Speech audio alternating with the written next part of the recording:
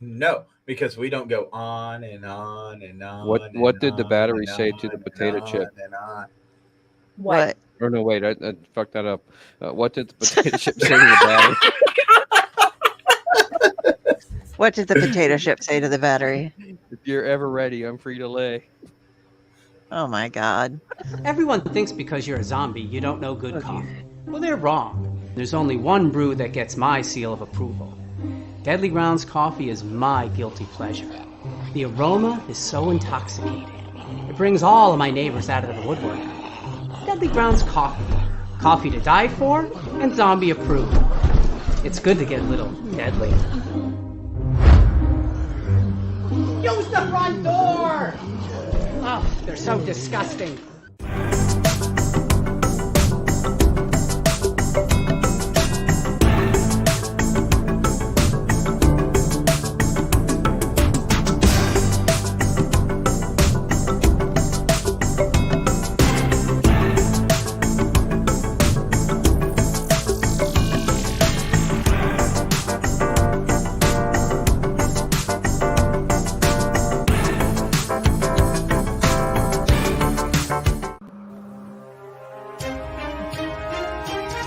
The Dorkening and all affiliated shows are not intended for anyone under the age of 18. The following may contain discussions or scenes that have adult situations, graphic violence, nudity, strong sexual content, and graphic language. This show is intended for mature audiences only. Viewer discretion is advised.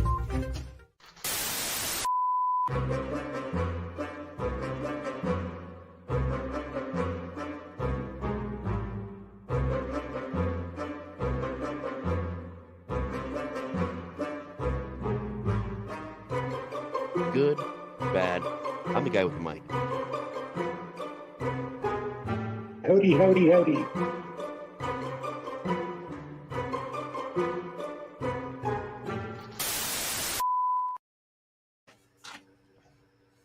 Hey, everybody. Ah! You found Ratatosker, and that is not Ratatosker in the top. What is that? Ratatosker. I'm going to butcher that every single time.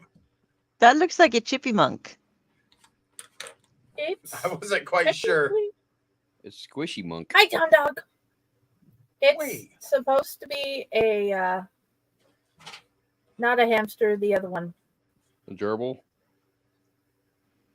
Something like that, yes. Chinchilla. Mahana! Hey, Mahana!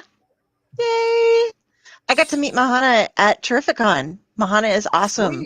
Sweet. She is a fabulous cosplayer. What is Long Walker Cargo? I think it might be a last name. How did I get in this square? This is the square that you have when people know what they're doing. And clearly, I never know what I'm doing. So why am I in this spot? Oh, fine.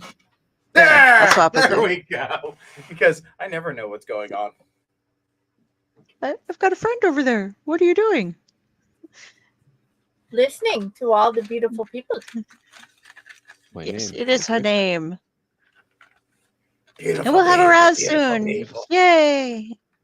Hey! Jade Longwalker sounds like it should be the name of a heroine in like adventure novels.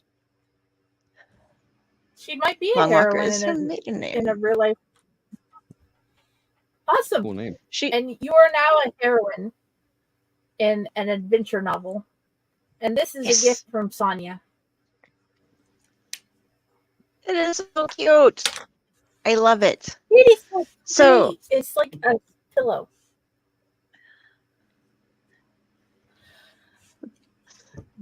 She hears that. Well, and she could dress up as one because she is an awesome cosplayer, man. Hey everybody! Holy shit! I'm back. I had to take like 2 weeks off to do the Terrificon thing because, oh my god, cons, man, cons are hard. Sorry. Star Trek Oh, moment. that's okay. Or they don't believe it's your actual. Well, yeah. There are some names that are just really cool, and you're just like, that can't totally be your real name. Like, my sister's married name was Bone Steel, and that's just like a badass name, you know. That sounds like a metal band. Bone Steel. Yeah, and it's like that's all my nieces and nephews, my niece and nephew's last name. Yes, I thought that was real. I keep running into people whose names I think are their names, and then they really aren't, and I don't know. But yeah, I went to this Pyle con. Hazard. I actually, yeah, or Ron. Yeah, right. Run! Fucking Craig. I spent like I found out though, like I walked about 3.5 miles a day when I was at the con. And I also spent about 3 miles a day just walking through fucking airports to get there. Hello? Everybody's looking busy. I'm gonna go down here. We got a Raz, but airports are funny. We have I to don't be know. well behaved now. No, we don't. It's Raz. Airports are hilarious. Give me We can one do whatever second. the fuck we Knocking want on my to. door. I hit a moment where I was walking through the airports and I hadn't slept for like over 24 hours. And if you guys know me, I sleep for like 10 hours a day on average.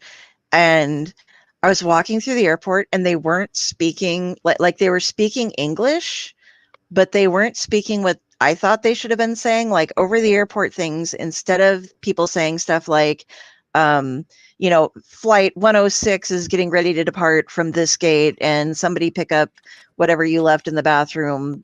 I was hearing them talk about things like lettuce and cleaning products lettuce. and all sorts of just really weird shit. And like none of it made any sense whatsoever. And then I heard them speaking, like I was sitting by Air Canada. So I understood when they started speaking French. Like I didn't understand French, but I understood why they were speaking French. Bonjour. And then they started, somebody hopped in, I was speaking Spanish, and they called out a couple of different people's names. And then they said something along the lines of, I don't remember the whole thing, but it ended with puta caliente. And so I'm like, okay, you just called somebody a hot bitch over the thing. So what is going on in this airport? Why are they talking about lettuce? And what? And I think I was hallucinating, but I'm not actually sure. And oh, Mana, I'm definitely feeling yesterday, today cosplay charity event followed by an amusement park because clearly my gremlin issue. Nice job. Nope. I am proud of you. That is epic. Drew said hi to everybody. He was at a con today too, so he is kind of out of things. Hey, So, but I like Gremlin Energy. I think that's also a good name for a band. Oh yeah. Is Mahana a haunter by chance? If not, Mahana should be a haunter. Yes. I don't know. Mahana, do you do any haunts? And please tell me, after watching the summons, why do you think that Raz is serious all the time? Stefan, you should be in here, dude, because after the break, I have a very important performance I have to do later. Oh yeah. For those of you who are just tuning in, who didn't know about this, I didn't know about this until I saw it on the thing.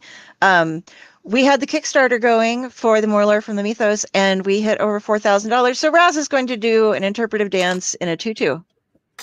But we also hit 4,500, which means during the dance, I have to sing the fun song from SpongeBob in SpongeBob's voice.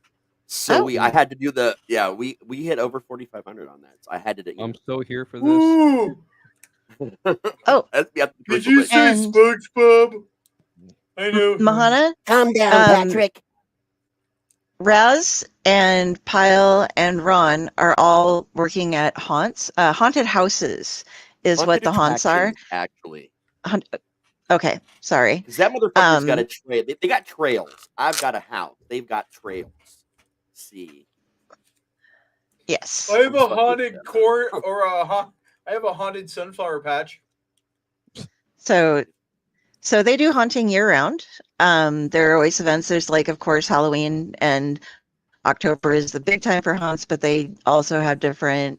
They rent out the haunts so people can have events there, and they do. Well, what are some of the events that you do? Like a Valentine's Day type of thing sometimes, and So it's September and October. They're equally huge.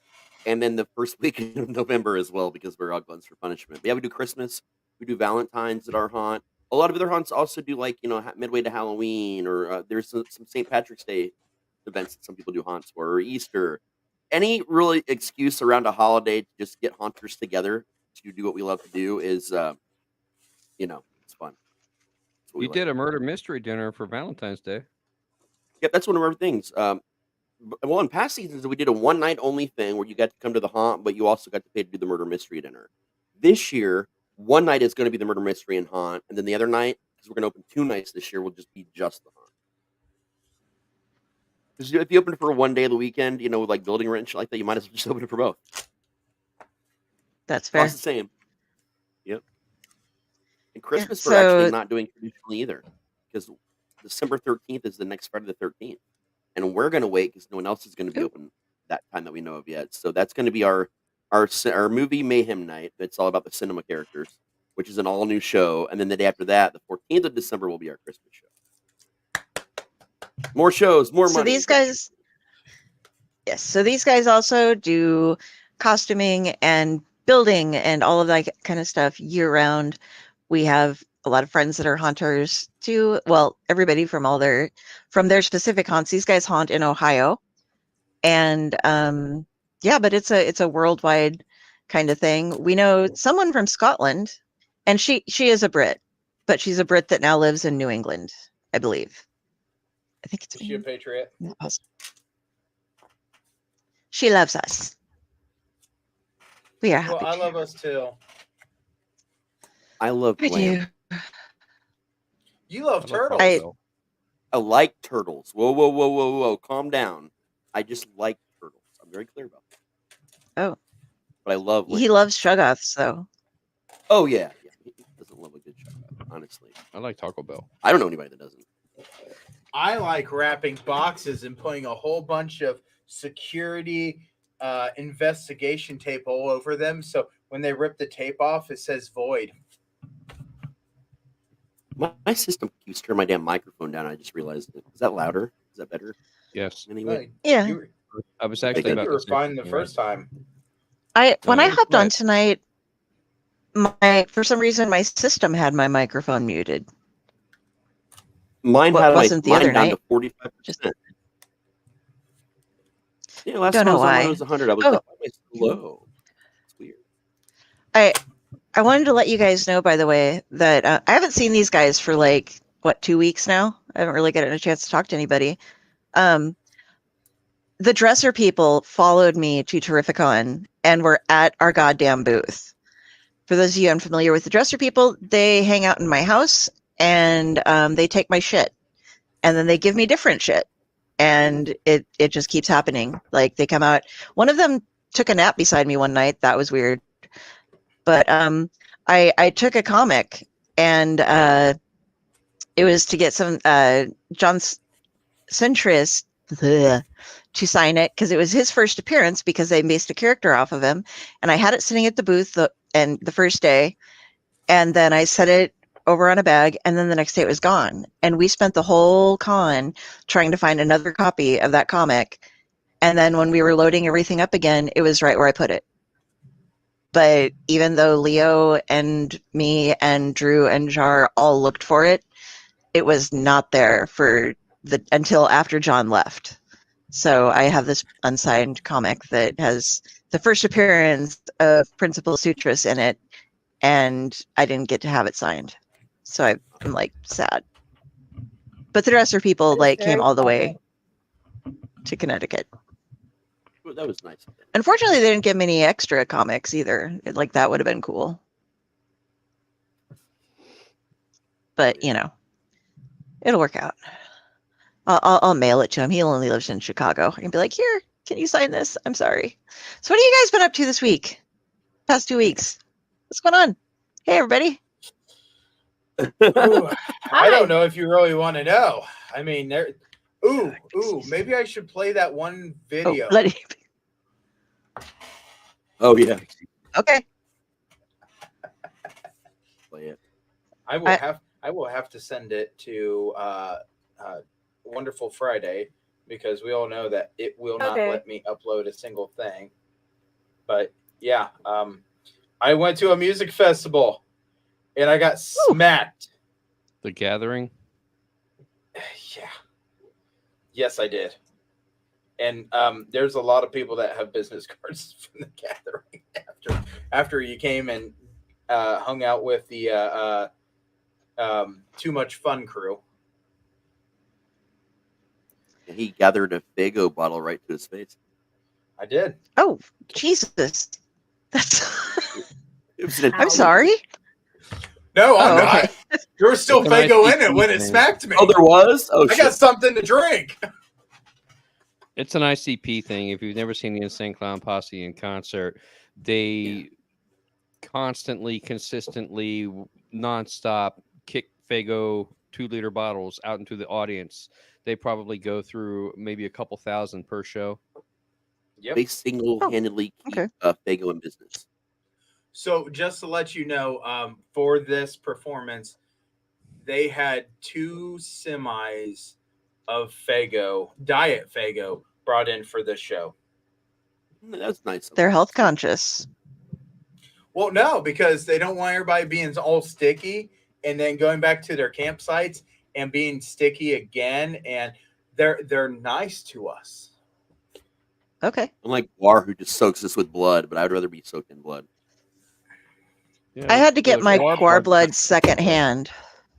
No, mind you, I've been to ICP shows and Guar, so like I've experienced both in an equal amount, and I'm just telling you, the blood is nice. Yeah, I was unable to go to the front to the mosh pit for Guar because flashing lights and everything. So when I went to Guar with James, UncleNecRo, I got hugs. I had to keep I saw these people going to the bathroom and I was like, "You are soaked," and I'm wearing my white shirt and I didn't get any blood. Could I get some Guar blood love? And they're like, "Yes." And then they got their friends who were all soaked to come up and give me hugs so that I had a properly bloodied shirt from Guar. So I was like, "Yeah, nice." Got to do what you got to do. That is epic. So if no one ever knew what this Absolute Festival is, I don't know. Did that send to you? Yeah, I don't. Friday? It's uploaded. Oh, you can play it anytime you want, unless you want me to. Well, I didn't know if it got uploaded, and I'm not on the Okay. Do you want to tell us what it is? Because I don't know. Okay, so the Gathering of the Juggalos is something I went to 2 years ago, and I have an update as soon as I get done with this because this is even funnier. I went as a haunter. And the Gathering of the Juggalos is basically the following of ICP, Insane Clown Posse. And I love their music. Just was so into it all these years. Loved it. So as I went to the festival 2 years ago, I didn't enjoy myself nearly as much as I could have, just for technicality reasons. This year, went with a whole bunch of buddies and got me a whole bunch more people, sat at campsites, talked to people, seen some of them reading books and was handing out business cards left and right. I wonder why. And it's kind of interesting because as soon as you go and you tell them, here's this business card, and then you pull up something on Facebook about it, they're just like, oh my gosh, that's you. Well, yeah. I just told you that. But fair warning, if you ever go to anything ICP, you may be too close to the stage. As I say this, Fago bottles can shoot 120 feet off of stage. So we're going to watch this because it's fun.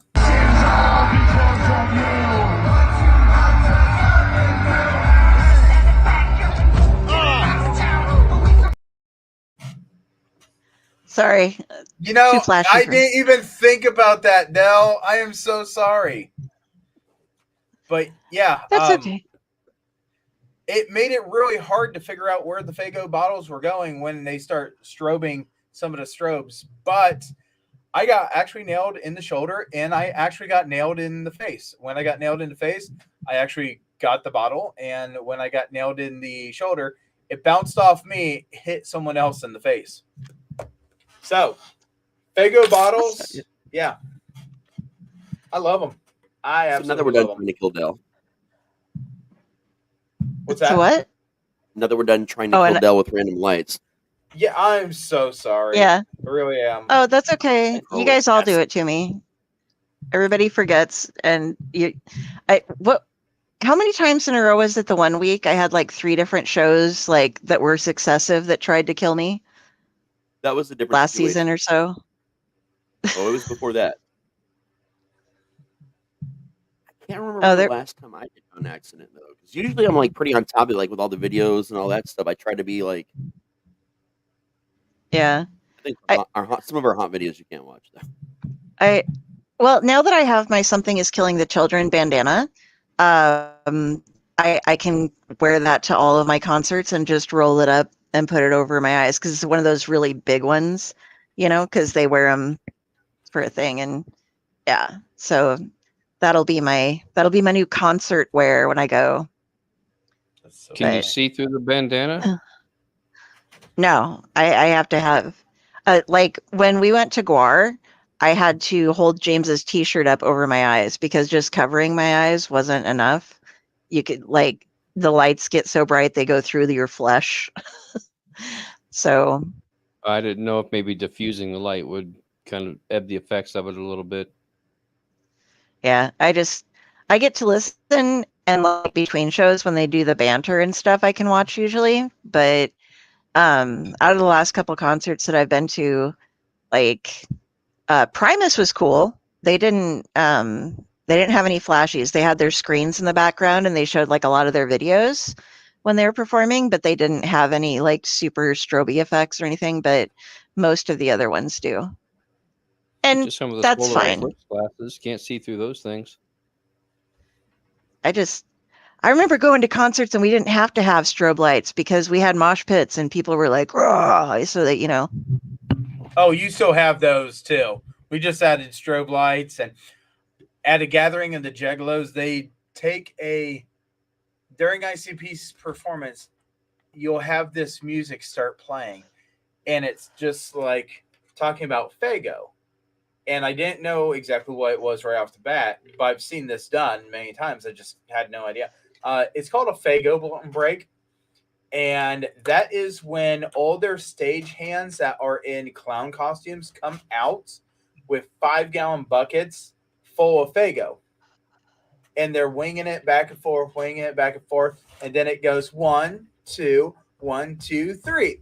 And they launch all that Faygo in the 5-gallon buckets as far as they can get it. But that's not good enough. Oh, no. We have high pressure fire hoses on the sides that are shooting it probably 50, 75 feet, just taking out people left and right. And we all enjoy this. Why? Because this is not what you're going to find in your normal concert. Concussions. Yay. You're reminding me, have you heard of the Wiener Schlinger? It's the hot dog shooting thing. We have das Wiener Schlinger in Nebraska in Lincoln for the baseball games, and they shoot T-shirts and hot dogs out of it into the crowd. And I was working at this hotel, and they decided to rent one for the all staff meeting. And we're all sitting there in one of the ballrooms, but we're like, 10 feet from the front and it really wide. And so it doesn't go back that far. So like the farthest they could shoot would probably be about the closest that they get when they're in the actual baseball field. And they were shooting out some T-shirts at people. And then they started shooting hot dogs out, and they hit a vegan in the head with like this high powered hot dog flying. And I was just like, how ironic that they're like injuring the vegan with a hot dog. And it was like you guys really didn't think this out, did you? Like, Fun fact about hot dogs. During Labor Day weekend, 818 wieners are consumed per second in America. This is an actual statistic. I found it today for we were trying to remember what the point of Labor Day was, and it popped up and it was like, oh, that's eat my new hot favorite fun dogs? fact. 818 wieners a second. Well, I think we can beat that this That's year. how, are you going to have the orgasmic wave ready by this year, Ron? We need to know. This is It's the a drink. matter that I have to bring certain circumstances together. Namely, I need to have enough left over in my paycheck in order to buy the ingredients needed to make the orgasmic wave.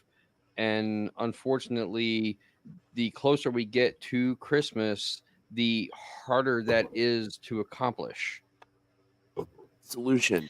Have an orgasmic wave party where everyone you invite is responsible for just bringing one of the ingredients. When is your party?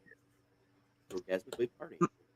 Mike, this is a drink that we have been discussing for a while. We were talking about double entendre named drinks show a couple months ago, and we determined that Ron needs to create the orgasmic wave. Because we already have sex on the beach, so that would be the base or the basis for the next step up, which would be the orgasmic wave. Therefore, it must have at least vodka, because I'm a vodka man. So if it doesn't have vodka, then it's not really a Ron drink, right? Coconut rum, maybe like Malibu coconut rum.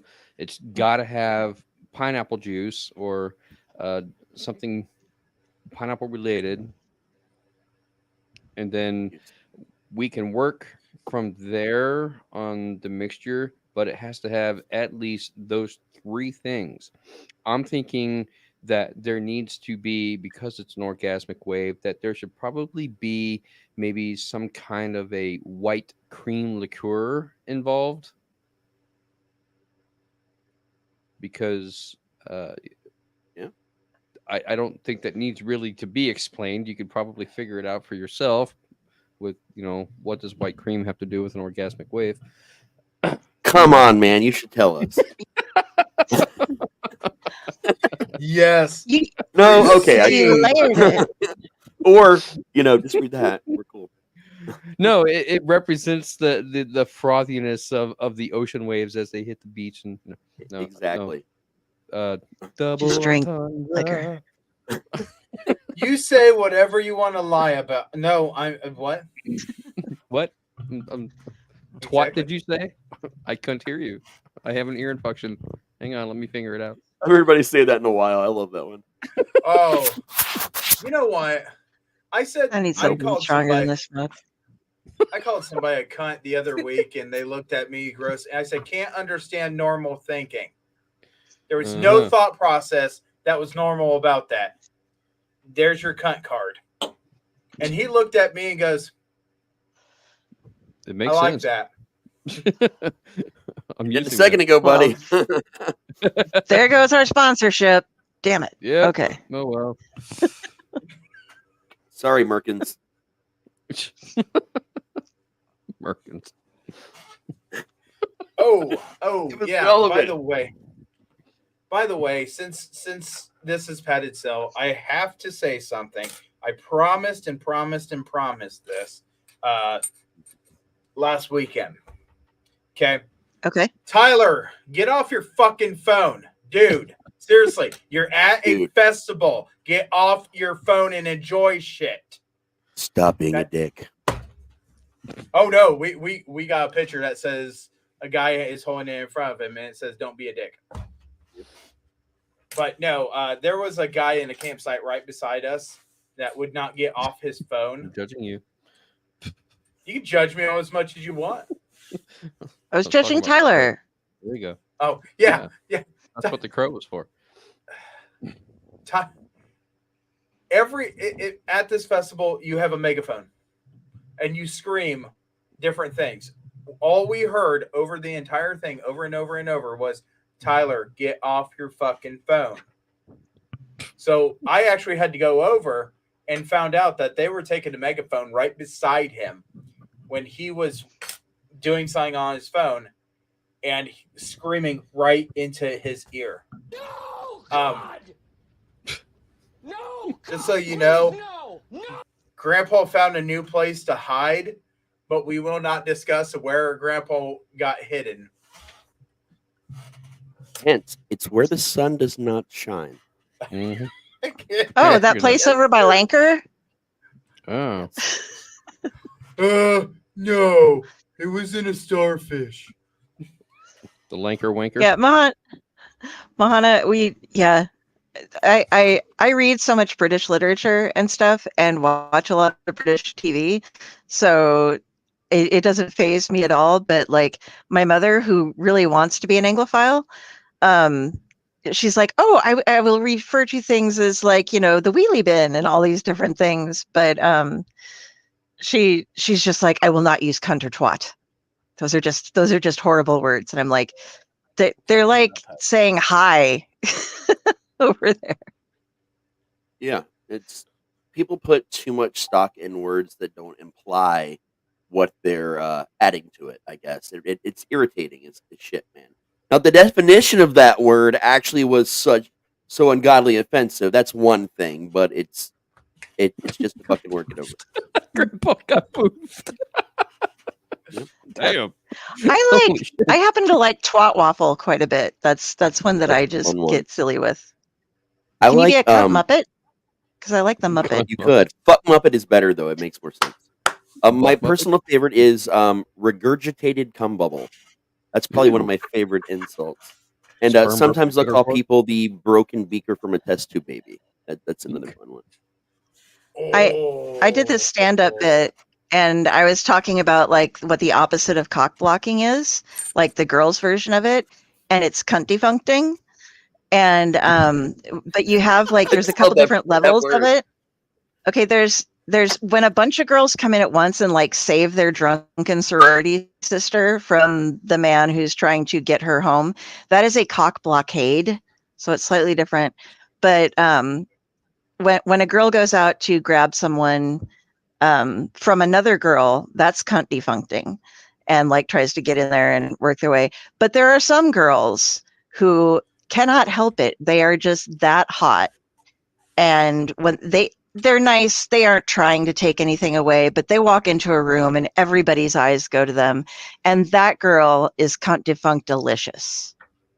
That's what she is. More taste, less filler.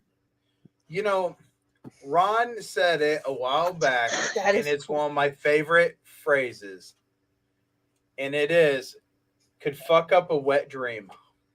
Yep. I do remember what he said.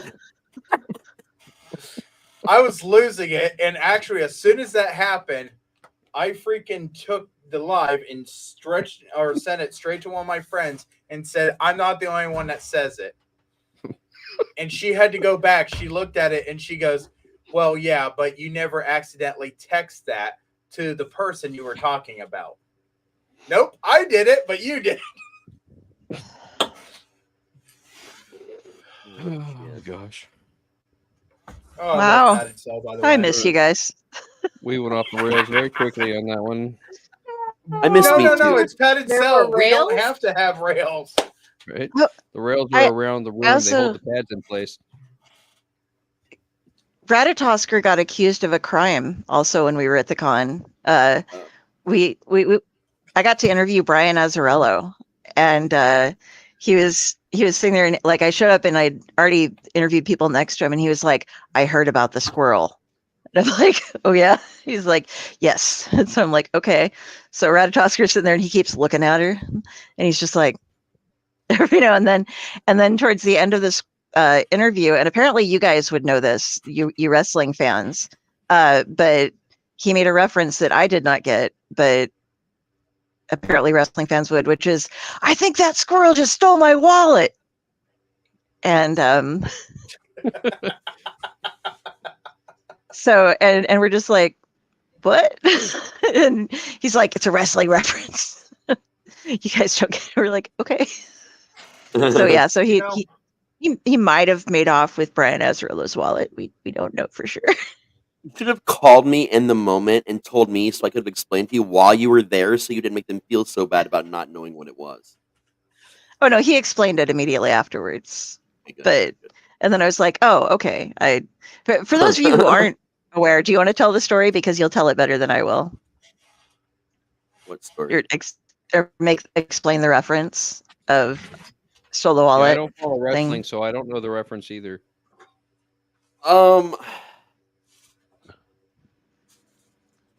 I'm trying to think of the best way to put it because nope. I'm too high and tired today. Nope.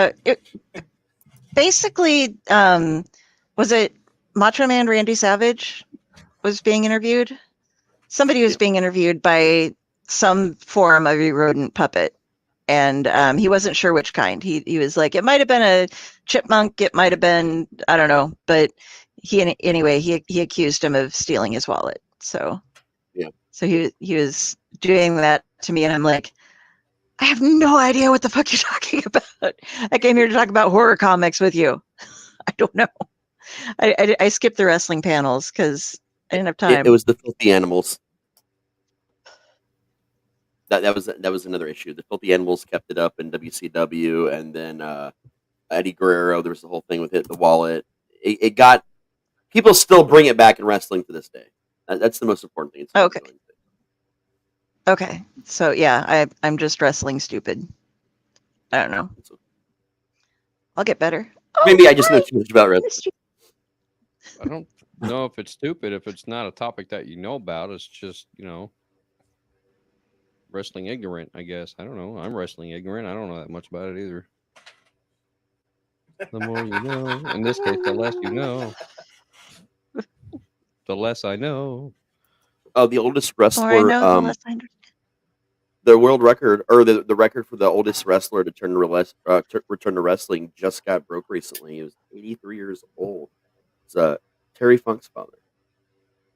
He just got back in the ring to celebrate a big milestone and decided to get back in shape, getting back to the ring at 83 years old. So that was a pretty big deal. Happened this past week. That's Delphine, cool. it can be done. All right. Mind you, when Ric Flair tried to come back. When Ric Flair tried to come back last year, he almost died in the ring 3 times. And he had to go to only one federation would allow it to happen because of his health. And they were the only ones that would put on the match. So he went to a completely different place to put on this match. And he had his son-in-law as his tag team partner. And he almost died 3 times. And his son-in-law basically had to just mostly do the match by himself. It was not the send-off that I think Rick would have wanted. Well, Del, you don't have to be that extreme, but it does show it can be done. And what I wanted to do, what I wanted to do a couple of years ago, before I got super light sensitive and everything. Well, I've always been light sensitive, but when I was still in shape enough to do a little bit of this, I thought okay, best idea for weight loss: find a touring metal band in summer and just follow them and mosh. And just mosh every fucking night, and I can lose the weight and get in shape and build my endurance. And then I thought about it. I'm like, but even though I used to be that girl who was super tough and shit in the mosh pit and could scoop people up from the ground and prop them up and get people around and do okay, we got to crowd surf this guy out. He's passing out. Ooh, get everybody going. I think I would probably get injured like a motherfucker on the first night and probably not be able to go on the whole tour. I don't know. You got to break into it slowly. For the first couple of nights, you just stand on the outskirts and you put your hand up to push people back into the pit. Yeah. True. Pacing yourself, man. Yeah. Yeah. You do it. I miss being able to headbang and stuff without waking up the next day and being like, my neck is broken. Okay. You got to treat getting into the mosh pit like doing the hokey pokey. You put your left foot in, you put your left foot out, put your left foot in, shake it all about. All right. Then, eventually you work yourself up until you put your whole body in. They push you out, That's you fair. put your whole body in, and you thrash it Shake all it all about.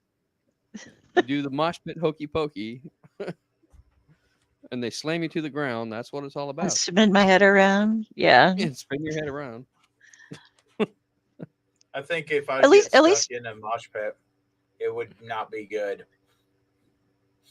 I'd just be hit so many times. I'd be like, I can do better. Wham! Oh, I'm Oh, playing dude. this wrong. I've had so many good mosh pits. I had Disturbed and Danzig when they were with 6 Feet Under, like a long time ago. Suicidal Tendencies, Death, Oh man. just some fucking great shows. And it's like you can't compare anymore, man. They have all these rules and stuff. Well, then again, it's because people started getting a lot more violent, I got and 2 they needed to stories like about tone it mosh down. pits that I've been in. The first one happened back when I was in college. It was in my early 20s, and it was a Testament concert at a place called Rockies in Charlotte, North Carolina. I was there, I was in the mosh pit, and then get pushed out and you work your way back around. So I'm at the back of the club, and I see this girl. She's maybe 4'10", 4'11", not even 5 feet tall. She's short. She's on the diminutive side, and she's dressed all in white. I have no idea why. Stuck out like a sore thumb because everybody else there, of course, metal band, everybody's wearing basically black, right? Black and blue jeans, denim, leather, all that kind of shit. But this girl, she's dressed all in white. White top, white miniskirt, white boots, and she is fucking hot. This girl was cute. And she's watching the people mosh, and people are crowd surfing. It's not, I don't think it's something that you can actually get away with these days. I don't know, because most of the venues I go to now, they don't really allow crowd surfing. So she's watching the people crowd surfing, and I look at her and I go, "You want to go up?" And she goes, "No." And I went, "Okay." And she's 4'10". I picked her up and I threw her on top of the crowd. She probably weighed maybe 80, 90 pounds, probably wasn't even 100 pounds. And she's going all around crowd surfing on the pit. And then finally she comes back down. She comes running back to the back. I'm still standing there. And I go, "Did you have a good time?" She goes, "Yeah." I said, "You want to go again?" She goes, "Yeah." So I picked her up and threw her back on top of the pit. Like, converted. Okay. Good job. So And then the most hardcore mosh pit I have ever seen in my life. I mean, this was like dangerously pushing the boundaries of mosh pit. Was, believe it or not, at a Psychostick show, because they have a song called Mi Sombrero, or My Sombrero. I don't know if you've ever heard the song, but there were some dudes that showed up like in full Mexican gear, like with the ponchos and these giant straw sombreros. People dress up, they in costume when they go to the Psychostick shows and all that kind of stuff, and it's really cool. Some people are pretty creative. So when Psychostick played that song, My Sombrero, before the song started, Rob, the singer, he goes, okay, everybody, I want you to listen. When we start the song, I want everybody to converge on the center and take those sombreros. Oh my God. It was like they opened the floodgates, because as soon as that song started, and it's pretty fucking banging. It's a banging ass song. So when they started this song, it was just like, and I swear to God, it was the most insane thing I have ever seen. It was like people were almost out for blood, and it was such a fucking good time. Those sombreros got fucking destroyed. destroyed. And just like the guys that were wearing, they were just like hanging on to those things, trying to keep them. That's the funniest damn thing I've ever seen. But my God, it was the most fun ever. We're just on the outskirts laughing at this shit. And then you see the guys that, in the Mexican gear that were wearing the sombreros, they were like laughing their fucking asses off. It was fucking crazy. But man, I've never seen a mosh pit that hardcore before when everybody went after those sombreros. It's fucking hilarious. Fucking awesome, dude. I don't think anything will ever be able to compare to that fucking mosh pit. That was insane. Jenny, have you ever moshed? You a mosher? No, No. nope. The only concerts I've ever been to were classical field trips. Oh. I want to see a mosh pit at that. Dun, dun, dun, dun, dun, dun. Man, this Mozart hits hard. Yeah. I love the low tones in Beethoven, man. Woo!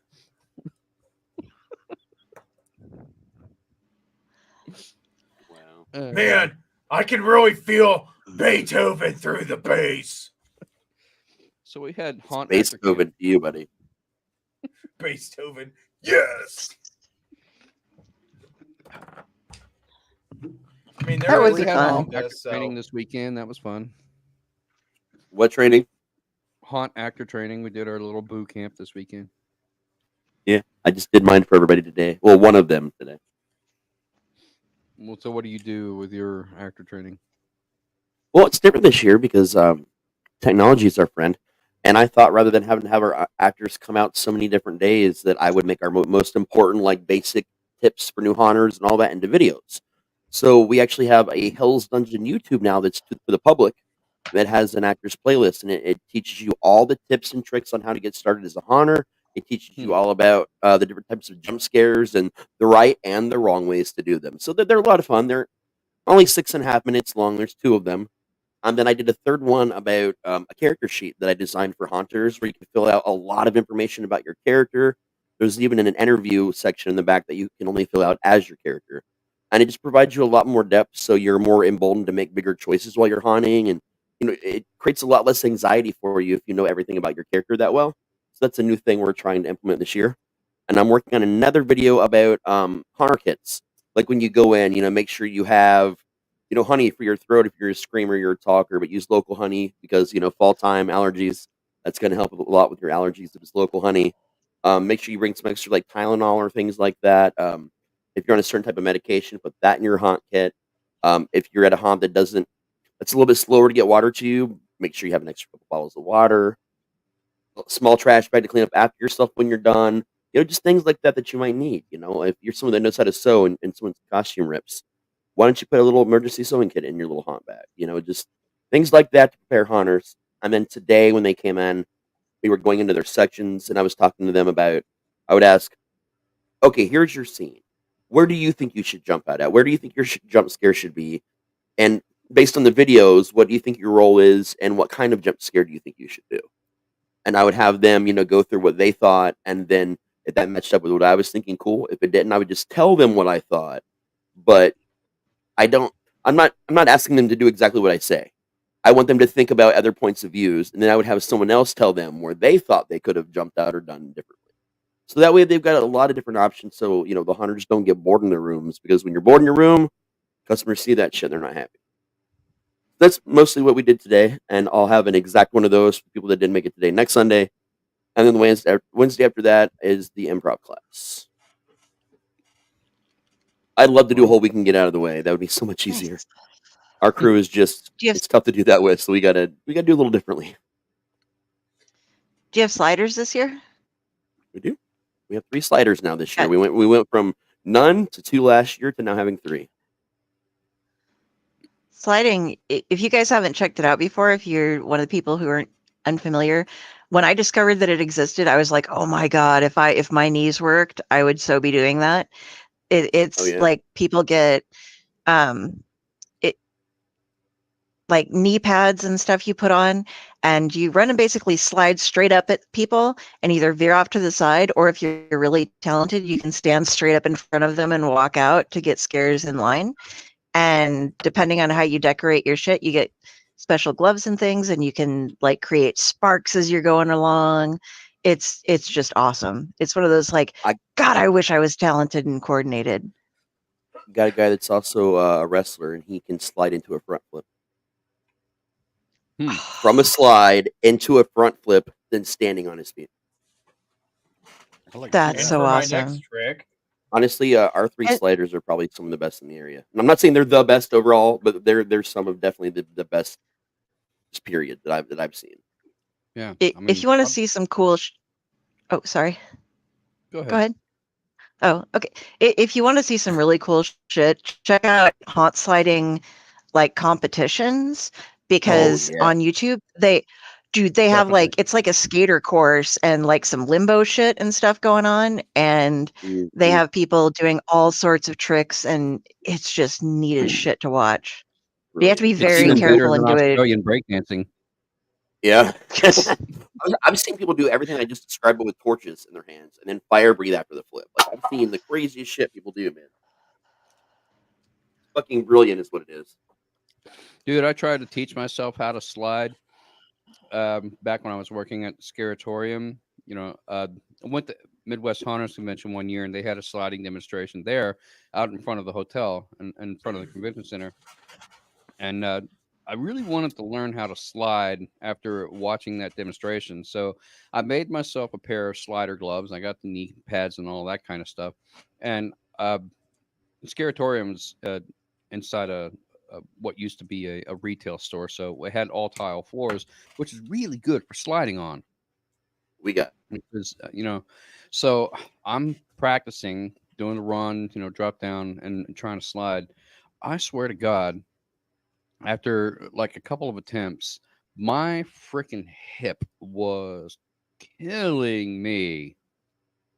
And I realized this is a young man's game. I said, if I continue this, I'm just gonna like do myself more harm than good. And so I stopped sliding for a bit so my hip could recuperate, and it took several weeks before my hip started going back to normal. I thought, well, maybe sliding's not the thing for me.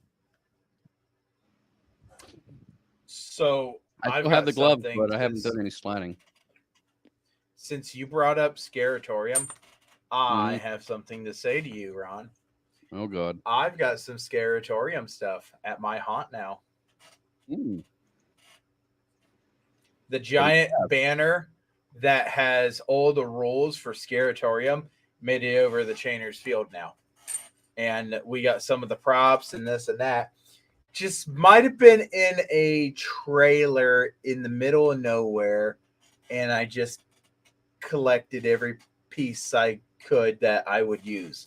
So I can actually say that I have some Scaratorium stuff now to add to the long list of different haunts that we have grabbed and brought into ours. But it was really cool because we actually was pulling this duct tape off of this because we're like, well, there's a name up here. And as soon as I started going, I was like, Scaratorium. Nice. I got a piece from Scaratorium. I got an axe from Hell's Dungeon that is you got him an axe. The last axe that I need in my collection of axes. Which is nuts too, because someone brought it in like the day before you came, like the day before. I know, and I told him as soon as I seen that, I was like, Fred, I'll buy that from you. I've never seen it before. You could have it. Nope, we're trading or something. Here's a baseball uniform. The baseball uniform, I think that might have been from Scaratorium too. It was. Or yeah, it was. Because now we finally have something from Scaratorium in the haunt. We already had some from Carnage, and we got more from Face Your Fears now. Is also we did our Face Your Fears run Saturday. So there is a lot of haunt stuff that's going in to Chainer's Field of Screams. We actually bought a entire haunt worth of stuff from Indiana. Yeah, nice. We actually had to go over to, it was, it's not Albert. It starts with an A, though. Angelus? Angelus House? No, it's Or they shut something down Hell too. House. It was something Hell House, and it was in Union City. And I can't remember what it is right now, but we actually had a sign that said Arnold's House of Hell. There it is. Yep. Anyway, Yep. we had that, and that only ran for a couple weekends a year, and this was actually at somebody's house. We bought all their stuff, the caskets and everything, brought it to our haunt.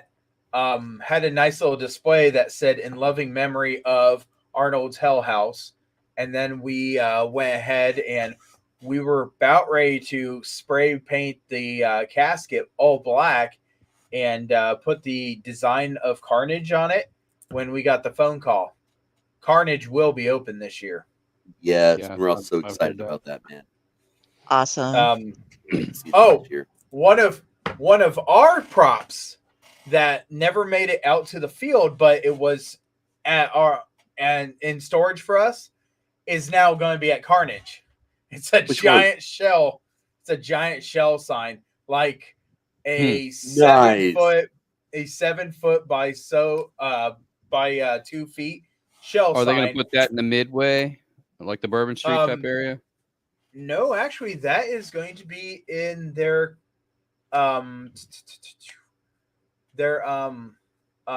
souvenir area. Okay, cool. Nice. I learned a lot of what they're playing in there, what they're redoing. Me and her went through some stuff the other day or a couple of weeks ago. I have a trunk of heads, and when I say a trunk, I mean it's a old big trunk full of different heads, and that came from it could have been Scaratorium or it could have been something else, but now that's part of Chainers, and we're really happy to have that. We got a monster that is on a zip line that's going up. It's not fully functional yet, but oh yeah, this thing's going to go whipping past your head. Right. We've been busting. Sounds like it. So Raz, I have something to bring up, or something to run by you. Seems like a good time to bring it up now, since we're talking about it. Would you be opposed to having maybe 2 guest actors on your opening night? Of course we would. We would love that, man. And we're open the 14th. You would be opposed to it. Okay, well, keep that in mind. No, I wouldn't. I said I wouldn't be opposed to it. No, I'd love that, man. Of course I'd love that. Shit. Me and my haunt brother, Matt Luciano. Yeah. Because you're opening before Backwoods Oddities does this year. So I felt like it would be a good time for us to actually come out and possibly get. We'd be honored to have you guys with us that night. Seriously. Anytime. You know how we do it, family. Man. I had to create a new form because of you, Raz. Never mind. I'm not going to say what I was about to say out loud. What form did you create? A right of transportation form, because I have so many haunters that want to come down to Hell's Dungeon. I couldn't get past that form anymore. I'm transporting my volunteers down to your guys' haunt and up to Haunted Town Hall and over to Carnage, and I didn't even think nothing of it. And we figured out how many miles we were actually doing. And I figured, you know what, that might be a really good form, because we've been transporting them to OHA meetings and this and that. Hey, lover boy. Meow. What's up, man? Oh, hey, Brandon, did you get that wonderful marriage photo of me and Raz?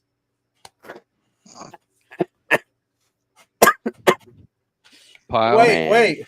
I got to send this one to Jenny. Wait, Pyle? Yes. Just remember, first you got to try it without the sauce, and then you got to try it with. You know what? Or just don't your dog. Your chicken is fucking terrible. Those two have resigned, and they're no longer with me. Oh, really? No. Yes. That That's was a bummer, a kick. man. That was a kick. But yeah, you know I thought they were there to stay, man. Yeah, Give me but their they're address. I'll growing keep up. mine. They're growing up, Motherfucker, and they got jobs. I am about to and- be 42 years old in a couple weeks, and I have been hunting for 30 years. I don't want to hear that growing up shit. That's not You know not what a we reason want to to not hear? hunt. What? We're an hour into the show, and okay, Yeah. so we had the Man. Kickstarter, and we have not seen Raz in a tutu doing SpongeBob. Yeah, I said I would be doing it after the break, but like I needed like a moment because I have to run Oh. outstairs and switch it to the phone because I need to be where somebody can film it for me and you can see it. Because if I do it in front of my little desk Oh. here, I'm not going to have room to dance. You know. That's true. That's true. Give me Okay. a minute. So I'll it's see now who's a out good there. time to take a break then. So I Raz like can to get move it. prepared. Then I Yeah, just yeah. prepared. I can do a break. All right, we'll Yeah. do a break, and then we're gonna see Raz being all Razzy, Razamataz Yeah. Raz. Ooh. You No, gonna I do may some not be with jazz you when hands? I might. I may not be with you like right when you come back because I got to switch to the phone and go out there and stuff. So just give me a minute. But when I come back in, I'll be ready. Okay. All right. Promise? See you soon. I I'm promise. on the edge of my chair.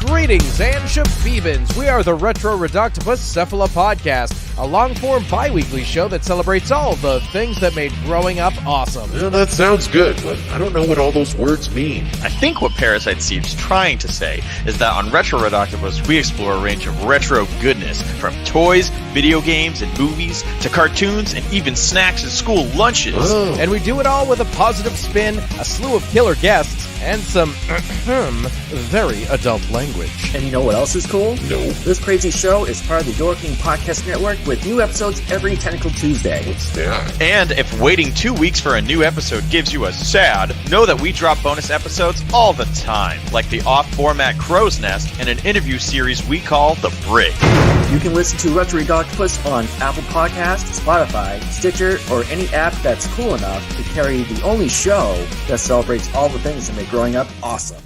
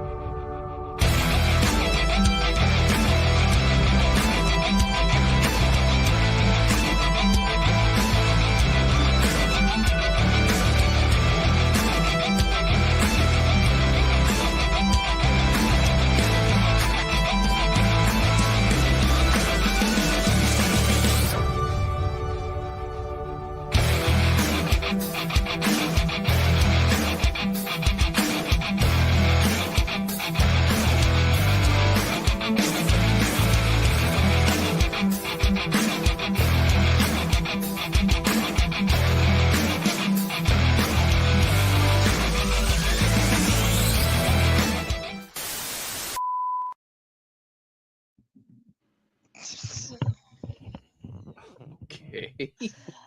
Wow. That's unfortunate. What am I looking at? Your fucking phone. Okay. man. Oh, look, I'm muted.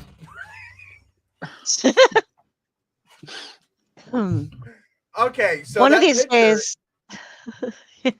A picture is one of the Snapchat filters, and I thought, how can I go and make so many people just go, what the heck? It's me and Raz. That right there was perfect. And then the second picture was Tyler, get off your fucking phone. Oh, put that picture back up. That way Michelle can see it. You don't have the sound on. Muted right now. It's commercial play. Okay. It's automation. Wait, we have sound on now. We can hear you. You can send We hear you. I was trying to. It's the best picture in the world right there. Over here. Just It looks like he got his period on the wedding. Like Yay. sideways though somehow. It's just So- like, not sure what the Hey guys, I'm Raz now. hello, Master of Madness. Hello. Okay, so he's smoking a cigarette. So I feel like it's deserved for what I'm about to do. I'm sure you guys heard that. I wish I had a wand. I need a magic wand. I don't have one. Tell him to go find the frog man. Like, I think American. You see something you can use? Come on, of course I have something I can use. Are you gonna stand inside with the light? I'm right out here. There's hardly any light here. I was thinking right over there, actually. Yeah, I guess that could Under work. the actual bright light, yeah. Yeah, that could work. I hope we can do this with the camera turned around. I'm gonna check that real quick. No, I don't see that. Oh, Hi.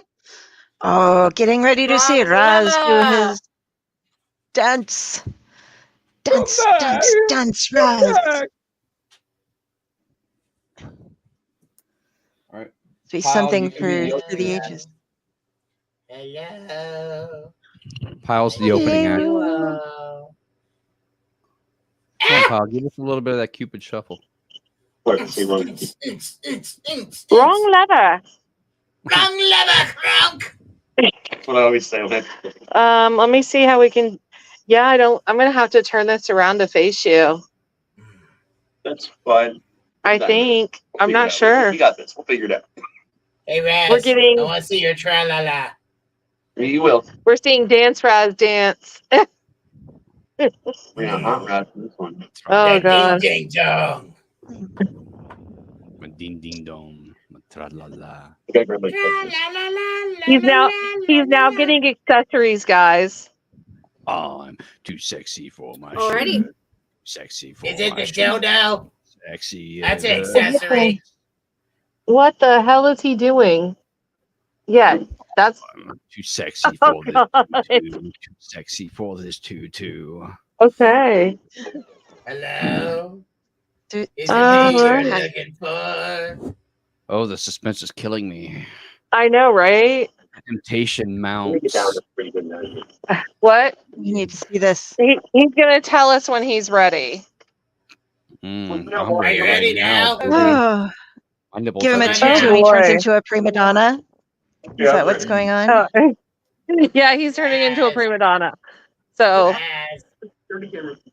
oh well, the security cameras can't see you because they're facing out that way. Okay, well, Cthulhu is watching over Jenny's shoulder. let's see if we can figure this out. I don't know if I can turn your camera around. So we're gonna see this.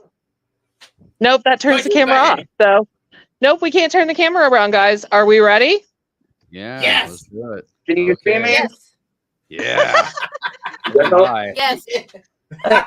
Fucking up a wet dream Are you guys right ready? there. Are you ready? We are ready. Yes. And just remember, this is Lily's fault. Send her all the hate emails. Nobody's Hello, my getting baby. any- Hello, my darling. Hello, a ragtime gal. Send me a kiss by wire. Honey, my heart's on fire.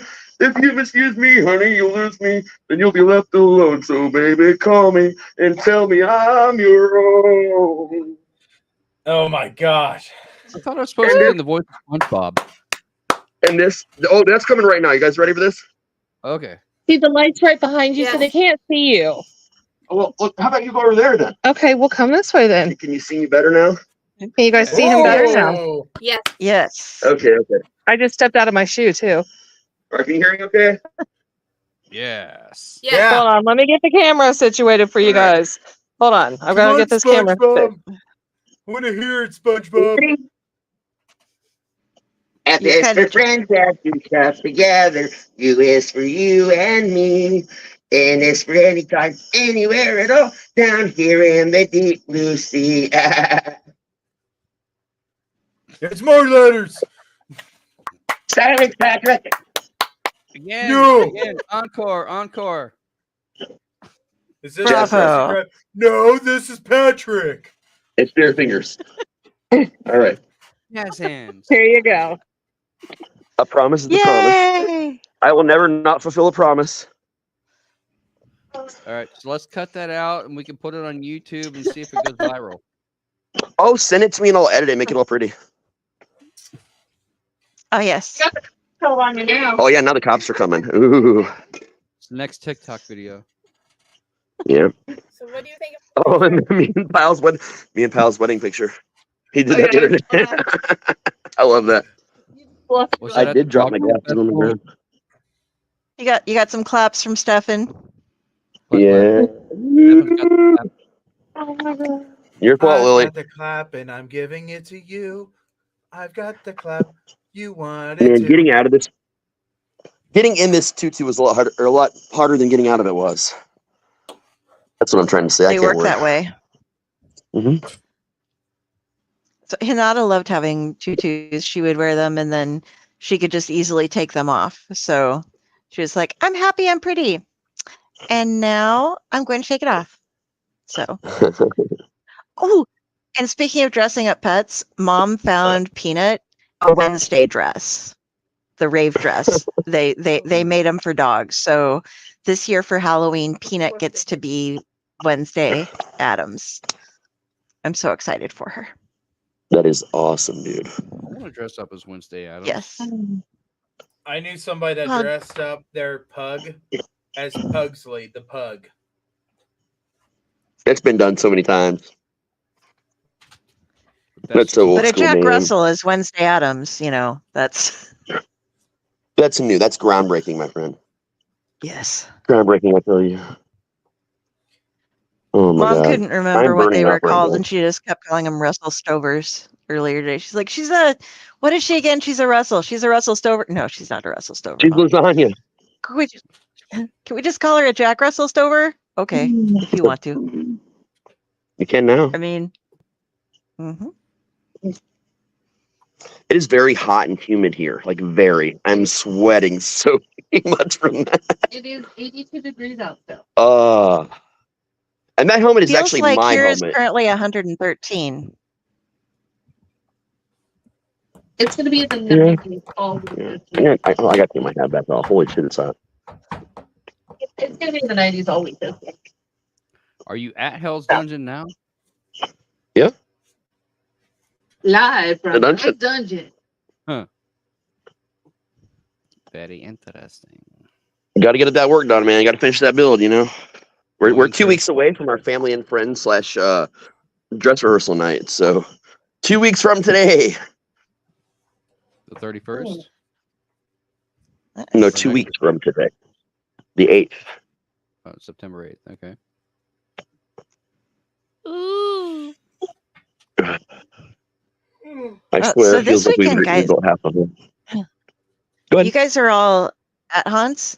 This weekend, I get to go down. We're going to go to the Chase Hotel in Nice. St. Louis, which is a haunted hotel.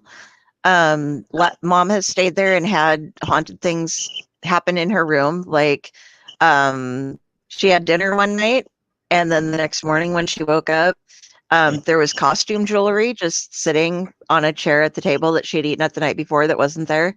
And she gave that to the clerk, and he's just like, okay, I don't know what to do about this, but sure. But we're going there, and then we're going to go and eat at the haunted Limp Mansion. So I will be taking I will be taking pictures and maybe try to do some EVP or something while we're in the hotel room, because it'll be awesome. And I need I to don't get Drew's care about- pictures. I need to get Drew's pictures from Terrificon because he took the pictures of right out the window of the cemetery. And like literally the hotel doesn't just brush up against the cemetery, it is surrounded by it onto the side. So when we had to park in the back, there was like 5 feet from where we're parked at, there's like a praying angel statue and tombstones starting just beyond that. Same place? So it was like, yeah. Same place, Did you go one say hi to room our down, friend? actually. Did you say hi to our friend when you were there? No. Friend. Oh, that's I didn't sad. see our friend. So He might have been quiet. yeah. We were just get back, boom, out of it. Yeah. Cookies helped. We had cookies to help us just pass out. So that's while what we Pyle- did. While Pyle was at Gathering of the Juggalos, something I've never been to but would really like to go. I don't know if I would camp out, but I would like to experience it just once to see, what it's like, what it's about. I was actually up in Michigan doing the Mammoth March, a 20-mile hike.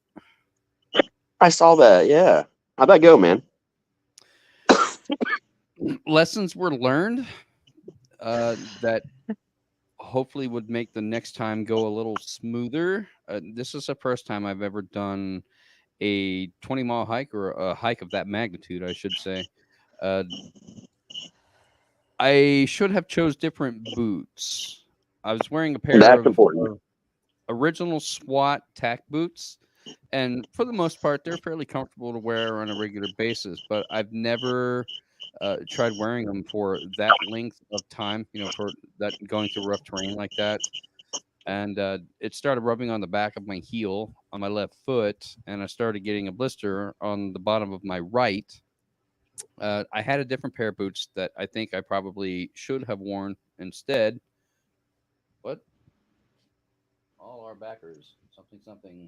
While you were talking, I figured I would show the graphic I was asked. Oh, okay. Stefan would like to thank everybody who backed the campaign. Oh, yeah. Especially because now we got to see Raz wearing a tutu doing a dance and singing SpongeBob. So Hey, he's gonna make that. From what he told me, that he was gonna make that part of the welcome video for the Volume 2 campaign. So I'm just saying. I wouldn't. There you go. Me, but I mean, There's did you Pugsley. tell them you're There being you go, married again? I'm getting married to a lot of people lately. I realize because I just got married to Pyle recently. I'm marrying Ani this coming week. So there's a lot of weddings. Is Pyle my brother wife then? Yeah. Technically, Pyle is your brother wife. And then Ani's gonna be our sister. And don't forget Sean, because I married Sean too. So I married Sean for like 5 seasons ago, 4 seasons ago. Raz is just a hold man. on I think here. you're kind of Left out. girlfriend. I'm starting a cult, motherfuckers. How do I start with this brother wife? I was the groom in that picture. But you're still my brother. I'm not. I don't mind. I'll wear a dress if that's what you need, brother. Whatever you need, I got you. I feel very. I think we left need out. to have a day that we just dress Raz up. I don't care. No bother me any, man. We could do that for our next 24-hour live stream. For my wedding with Ani, I'm just gonna wear a top hat and a giraffe thong. Nice. You got one I can borrow that's for my plan. Hell Night? I don't. I had the mine specially made. I mean, I can wear it when I come to Hell's Dungeon to act. Yeah, that's true. Fred would hate At that. the gathering. I don't think Fred would allow me to do that. Do it for At the Christmas gathering. and use the Christmas sock. There was a guy that had a Crown Royal bag, was the only thing that was covering him up, and he just put it on himself and pulled it tight. That's all you need. That's By a good the idea. way, Legally in Ohio, all you have to do is cover the cash and prizes Yep. and the booty hole for men. Yep. oh, he wasn't covering the booty hole. I mean, it was a private event, so. Very private by the sound of it. Private eye. Sorry, I'm done. So I want to point something out that's very interesting to me. Okay, so Quincy, Illinois. I've got some friends down there. That's where my next tattoo is coming from, Quincy. But here's my kicker. Their main street is M-A-I-N-E. Yep. As in like That's the like state. Right. Or it's Old English. Old English. Okay, that might, yeah. I mean, I've just never seen Maine spelled that way, and I'm like, okay. What about the state? But, he said that first, the state, yeah. Yeah, it's spelled like he the means state. outside the state. I mean like a road. I've never seen a road that's Maine called Maine. That is the main road. Yeah. Are you sure it's meant to be Main Street and not Maine, as in the state? We already said this. You just. Well, I mean, we have a lot of streets here. Like we have Illinois Street. Like we have a lot of streets named after states in Dayton. Like a lot. A lot of cities have that. Mm-hmm. So it might be that on purpose. I mean, you have a college, a Oak, a Spring, a Broadway, a Vermont, a Hampshire, and then Maine. Yeah, that makes sense. That makes sense. Yeah. But then you New have Hampshire, a West, Maine, Vermont, you have a West, you have a West, a East, and a Jersey. That all See? smack each other. And then Yeah, it makes sense, man. You have a 20th, a 18th, a 16th. So apparently we don't. Yeah. Whoever said I'm naming this street must have been pretty damn drunk. You know why that works out, right? When streets like that are named after numbers and they're missing a bunch of numbers, because the original like land size plots were a lot different than they are now. And a lot of those streets became alleys instead of streets in cities and like neighborhoods like that. So they just had to rezone. And when they rezoned, it was easier to leave the numbers what they were numbered and just erase the ones that were now alleys when people expanded their lot sizes. It's one of those weird fun facts I learned a long time ago. Kind of, because on the other side of Broadway is 15, 16, 17, 18. But on the other side, there's only the even numbers. It's like on the other side of Broadway, there's Narrow Way. It's just to cheaper to just go every other street on this. I want to name streets things like A Dark Alley and The Wrong Way. Yeah. Diagon Alley.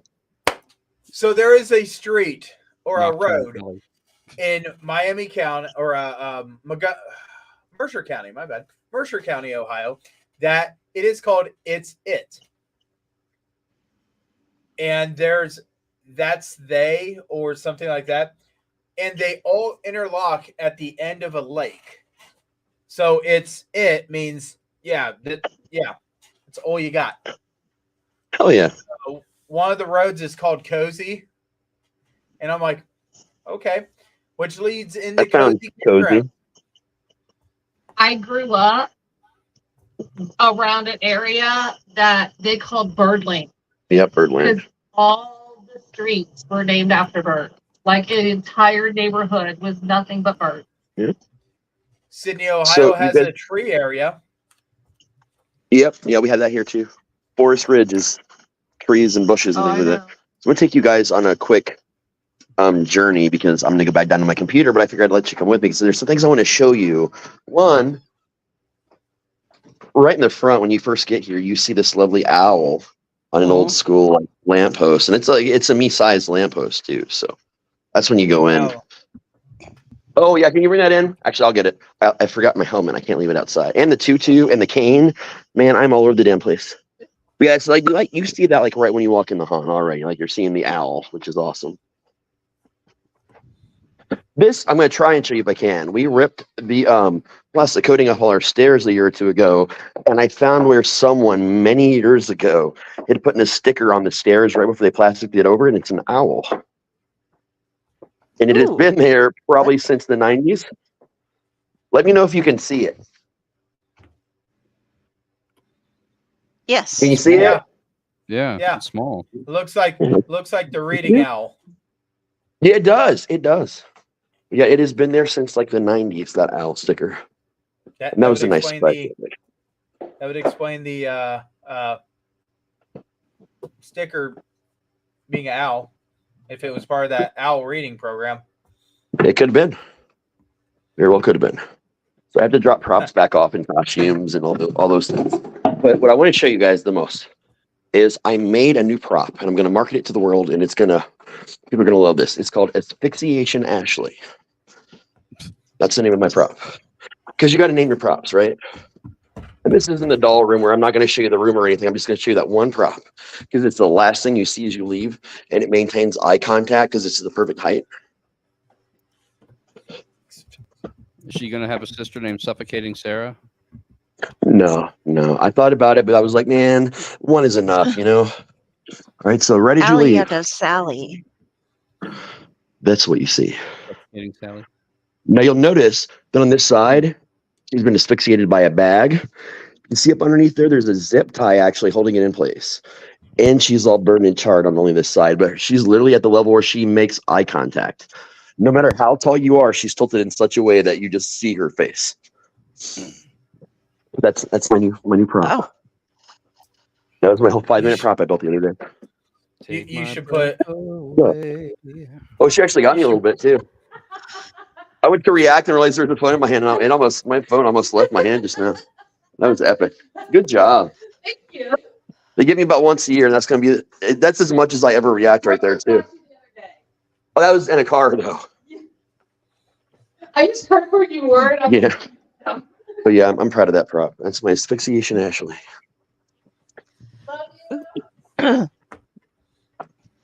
Okay. Yeah. I just found this. I got to share it. This is me and Mahana when I got to meet her. This was what she was wearing that day. She is a fucking awesome cosplayer. That's super cool, man. It is. Yeah. She had a different costume that she played every day. Yeah. Ears? Like Yeah. big old ears. Yep. Okay. I mean, Inuyasha is a dog demon. Okay. In anime. I don't watch anime, so I have no idea the reference. Thanks. I knew exactly who it was. Can you see this or not? Is it backwards for you? No? Can you guys read this? Welcome, foolish mortals. Now I we got. can. I got sucked by El Chupacabra, and it's all because of the Farthest Reaches podcast. Yeah, we met them over at the Frogman Festival. That's what my door is. Like when my door is shut, that's what you see. And that's Raz from the Raz brand vapes that people are into. People keep saying, every single one comes with a Raz sticker, so now they're bringing them to me, and we're going to put them all over the door. Nice. And unlike Bacardi, these people actually spelled it correctly. So that's the plus. All right, I'm switching over. I'll be right back. Okay. See you in a few. Bye, bro. Oh, come back. Oh, where'd he go? So, Jenny, what have you been up to lately? We missed you. I recently got to have 2 release parties and finally got to meet Mariah's kid Josh and Andrew McDowell. That was awesome. They have wonderful poetry and wonderful books. I've been trying to figure out how to find all the links to all the people. My kid started school and he's been doing really well. He even used stuff he learned in math with his bowling pins. So that was awesome. And Yay, he's back. Oh my gosh. My separation anxiety the was usual SSDD. Cool. And move Raz over slowly. There we go. I was just appearing into my mini fridge back Okay. here. Yeah. I love you guys, but now I'm so tired. That was the most I moved a dance formation in a while. Like since show choir, I don't think I've danced like that. Show choir. I fell off a stage once in high school. I I bet fell off none the of you could bleachers. imagine that. Ooh, I ow. can. Got That drunk and fell off. probably Yeah. hurt as much as falling off the bleachers. I got drunk, Yeah. like too drunk during a show when I was with the band and fell off an elevated stage. I was just fucking drunk, and they thought I was crowd surfing, so I didn't hit as hard at the ground as I could have. Oh, when you were talking about that That was earlier, it keeps I took my sister to her first concert, and there was crowd surfing going on in front of us, although it wasn't really well organized because I think it was the band live, so there wasn't really much of a mosh pit going there, because they aren't really mosh pit stuff. But they tried, and right in front of us, because I was trying to coax her to come with me into there because I knew it'd be a pretty tepid one, to introduce her to. And they tried to launch this guy up to crowd surf, and they weren't looking, and there was nobody behind them. And so they flipped this guy up who was at least 6 feet tall and threw him, and he landed flat on the concrete, like head first behind him. Yep. Yeah. And I was like, do you want to? And she's like, no, we're going back over there. So we had to get the fuck away from the mosh pit because she was just like terrified that somebody was going to grab her and throw her in the air and make her land on her head. Just like that's not how it usually goes, but okay. Nope. Nope. I like it when they get the wheelchairs up, honestly, because like there is so much love in crowd surfing. A lot of shows I've been to, well, they'll lift the person up wheelchair and all and get them through the crowd. Like some bigger guys will just follow along with holding it up, and then people will help. Like that shit is amazing to see. I love it. Yeah, but people are extra vigilant when it comes to wheelchairs. On top of a crowd, people will take care of that shit. Mm-hmm. Yeah. And kids. That's another thing. Like the kids, people take a lot of extra care with the kids too. Like there's usually spotters for the kids to make sure everything's cool. Yeah, they don't like kids hit the ground. Yeah, no. They're They're really easier good to too. carry. A lot of people, the front men have gotten really good at like, okay, stop, everybody move back, let these people come through. Okay. No hands on the girls in the mosh pit, and don't get too rough with anybody. If we see you getting rough, you're going to go. And okay. And then we'll start shut down the show until you go. Yeah, I love that shit. Yeah. But kids, like much like chocolate frogs from the Harry Potter universe, only have one good bounce in them. That's terrible. Unless you're I know. Sophia, and then you just keep bouncing. Like Neville Longbottom, just down the road. Yep. Right. Bouncy. I just finished them, and I'm on. My kid. I'm almost done with book 2 of James Potter now. Brutal. That kid just bounces off of everything. She has her pinky toe is up here on top of this toe. It's up and out of the way. Guess which one she keeps stubbing the most? The pinky toe that's up out of the way. I just break my toes. That's a lot easier. I keep the medical supply tape so that I can just wrap them, because people. I had somebody tell me once, one of my guild mates when I was playing Forsaken World. She's like, yeah, she's from Malaysia, and she was like, my sister broke her toe and now she's wearing a foot cast. I'm like, what? How badly did she break it? Oh, not terrible, but she couldn't put up with the pain. So I'm like, dude, I broke 2 toes last month and I just wrapped them up in tape, because you don't go to the emergency room if you break a toe. You just tape that shit up and go home or stay home. Yeah, I mean, take an ibuprofen, you're good. Small. They're just going to wrap it up themselves. So yeah, But they did a full boot and stuff on her. But I was just like, and then you get the times where you tape them wrong, and so you're like, God, I got to break that one again because I said it wrong, and then you're like, shit, okay, this is going to suck, but you do it because otherwise it'll hurt even worse later on. You're just like, don't... UncleNecRo. No, we don't have that. So I do. That would have saved my ass so much over the years. That's funny. Right? For real. Just let me remove that. So I got a phone call today, and this was an amazing phone call because since we're talking about concerts and talking about this and that, 2 years ago, I wasn't just hanging out at the gathering. I actually participated in it, being one of the hodders.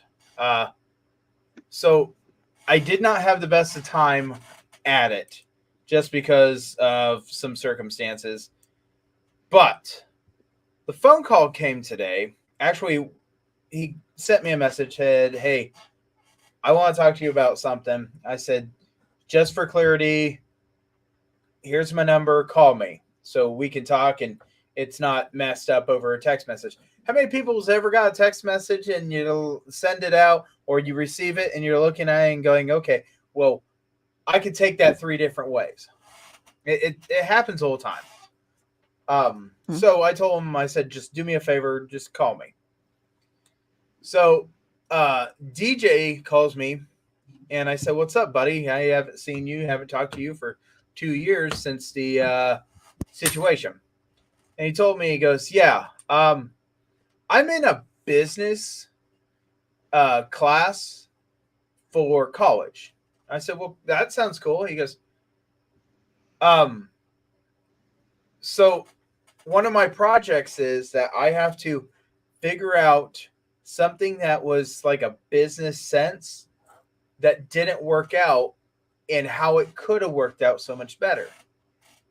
I said, "And that's why you're calling me?" He goes, "Yeah, but can you honestly tell me what happened and why you felt the way you did?" I said, "Yeah." So me and him took 45 minutes of talking, and I told him what was the reason I was not happy about something, and I flipped it over on what should have been done. Every single time I flipped it both ways. That way you could see why I was not happy and how I felt it needed to be done and addressed differently. And he told me, he goes, "I have written down this entire thing for this business class. I have studied this business and I'm trying to get this degree. And when we sat in class, I knew you were the one that I would have to talk to because you had a pretty good idea of what should have been done, how it should have been handled from a perspective of a boss, a leader, and this and that." And I told him, I said, "Okay, well, I appreciate it." And I told him all the things that escalated from the situation. So that being said, he was kind of shocked to find out that there was some information that he had no idea. And the only reason that he went along with some of the stuff was because the guy that was in charge of this, that was overseeing this project, brought him along, and he had no way of getting back down to the state he lived in unless he went along with some of this stuff and just nodded his head. And he fully apologized for a lot of things. And I told him, I was like, "It's not you. You're not the person that did this. You're not the person that agreed to this." And after 2 years, I start feeling so much more comfort from a situation that happened 2 years ago in a 45-minute conversation, knowing that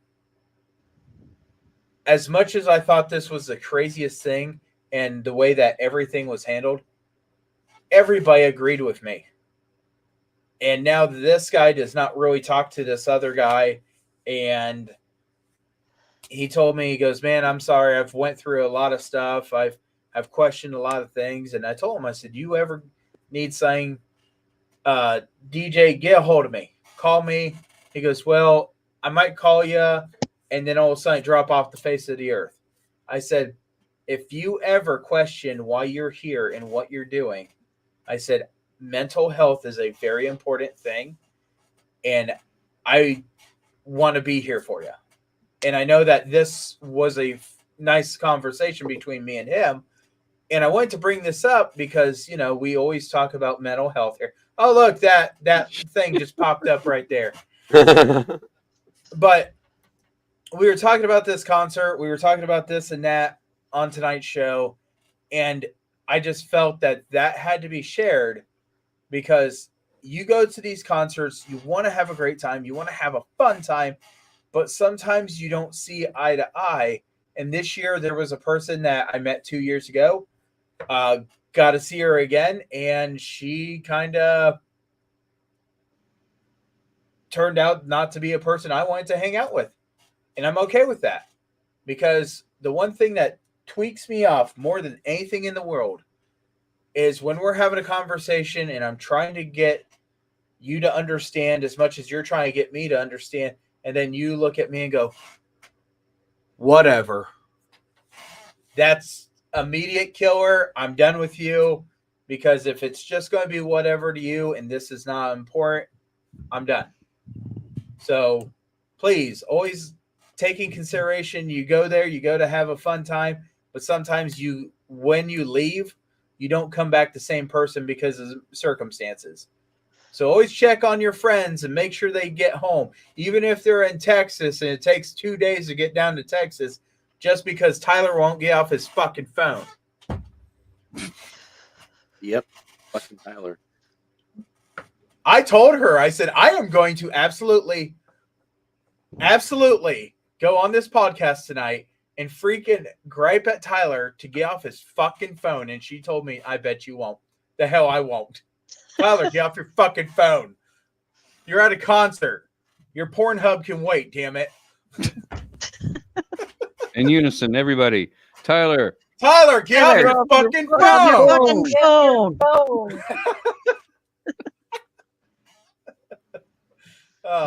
But yes, go out. Tyler, get off your fucking phone. Oh my you God. got music to watch in front of you. Get off your fucking phone. Oh God. If we made that into a jingle and I went back next year, I would fucking just play that over the megaphones that we have. Trust me, almost every camp has a megaphone. And some of them you can plug your phone right in. Some of them this and that. After Tyler would not get off his fucking phone, the other campsite start yelling, Tyler, get off your fucking phone.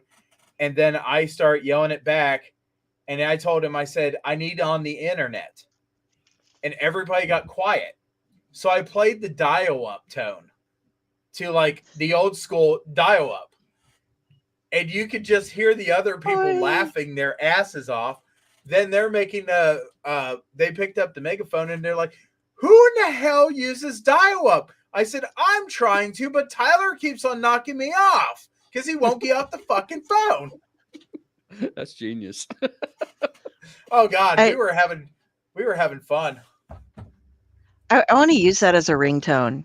That would be so, because you see how many people like know what that sound is versus like all these confused kids like, what the fuck is that? Oh my all gosh, us old farts are like,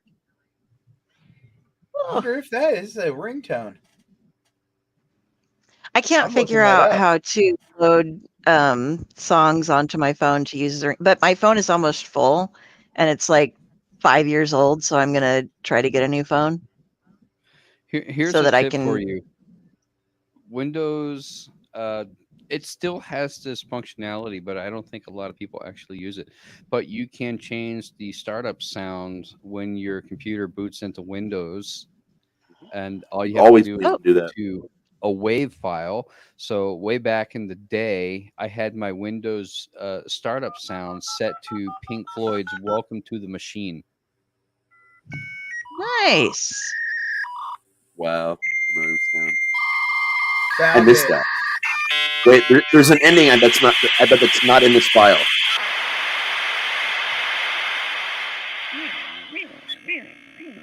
Welcome. You have mail. AOL. Yes, I'm downloading this right mail. now. I had mail. all these. It was No, a you crin need game. the ICQ. I used to have Every a crin time. game, and it. Go ahead. But I'm on I a lag. loaded I'm all sorry. of. Okay, but I made it so that my computer, all the different things. This was way back in the day, like 20 some years ago. And I made it so that the computer said things for every function, like going to sleep, coming out of sleep. When you do a pop-up menu, it would be like, say hello to my little friend and all this stuff. And it drove my mom fucking nuts. She like made me take it off after a couple of days. But the worst part was there was a two-headed ogre that would talk to itself. And I grabbed that and had it be the like computer going to sleep or something like that. And so mom's sitting at home alone at night, and all of a sudden she hears somebody talking, two voices talking, because like I said, they talk to themselves.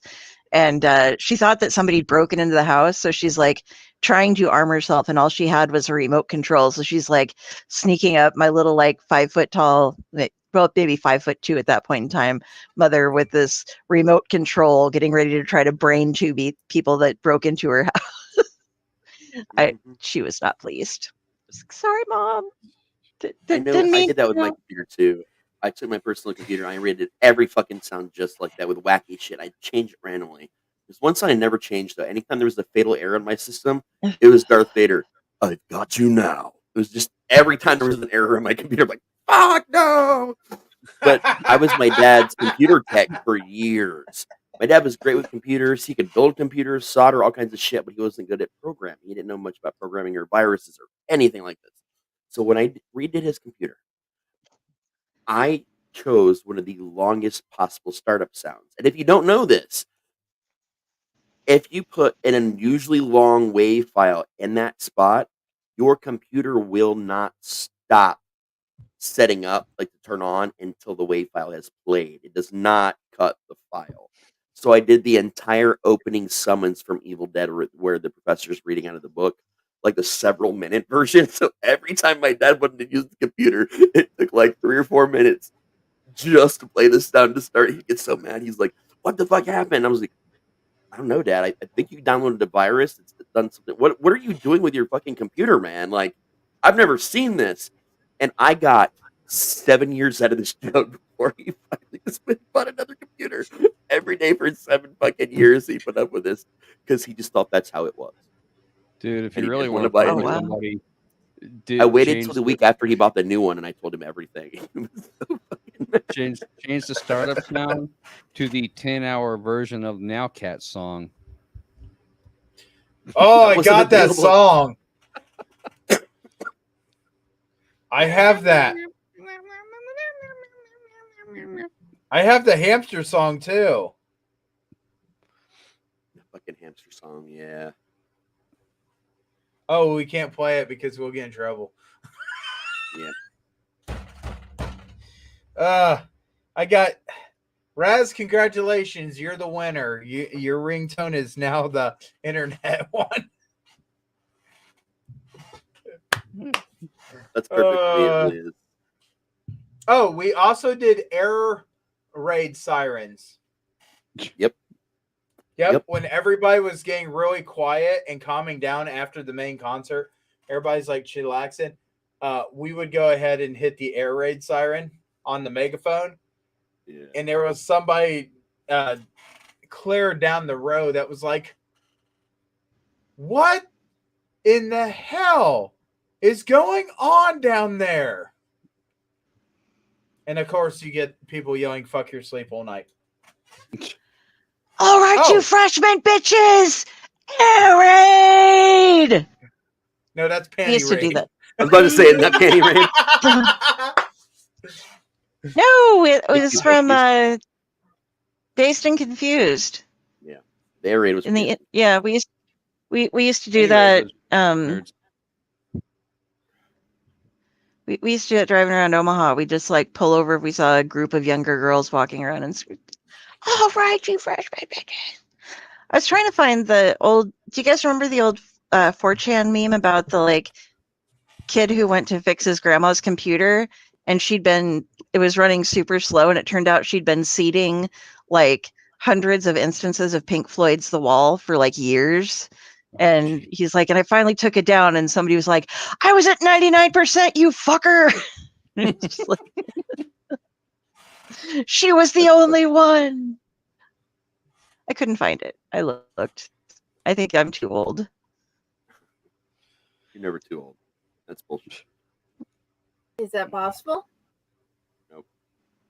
Well, look at me. I got carded buying booze in Connecticut. Well, there you go. That was cool. Yeah. That is awesome. It's like, did you miss the silvers? That was okay. I'll let that happen.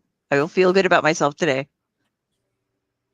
So, go ahead. I got to see a whole bunch of security officers that were at Country Concert that I worked with. They work at the Gathering too, and every time they were seeing me, they were like fist bumping me and this and that. I got transport in their golf car a couple of times, and that's what happens when you're buddies with security people.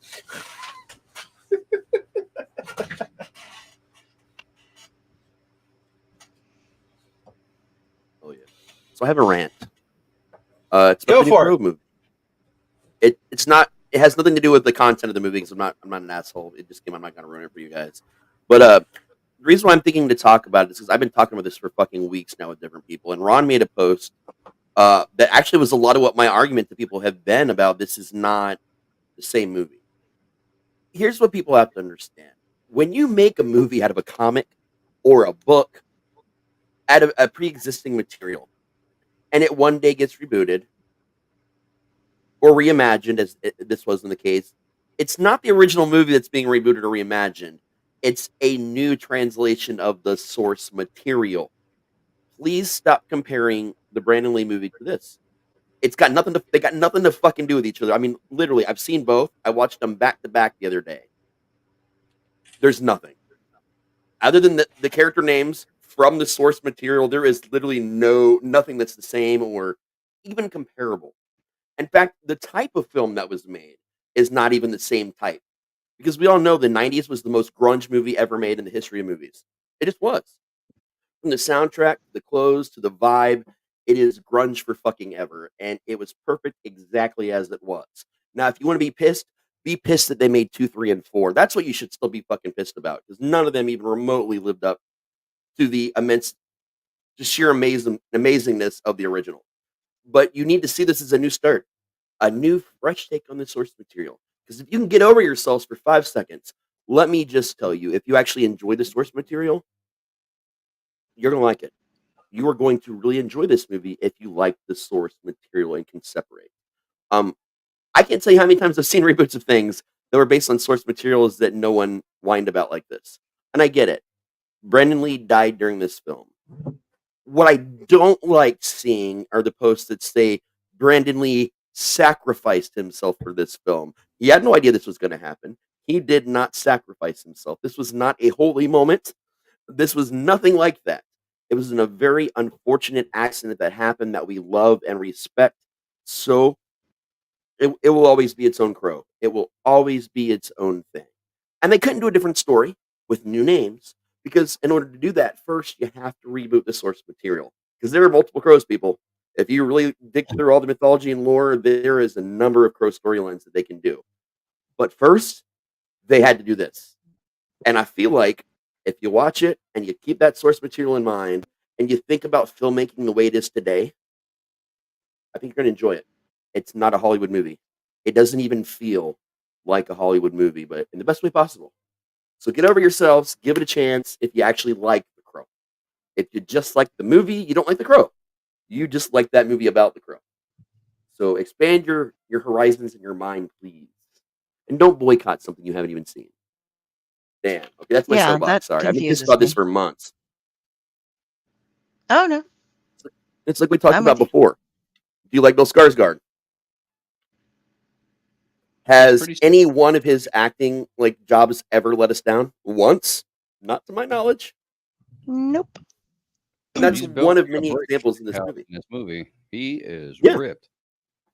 Dude, he's amazing. Oh, he got ripped Houston. originally. Yeah. We're still going. Dan, he's never let me down either.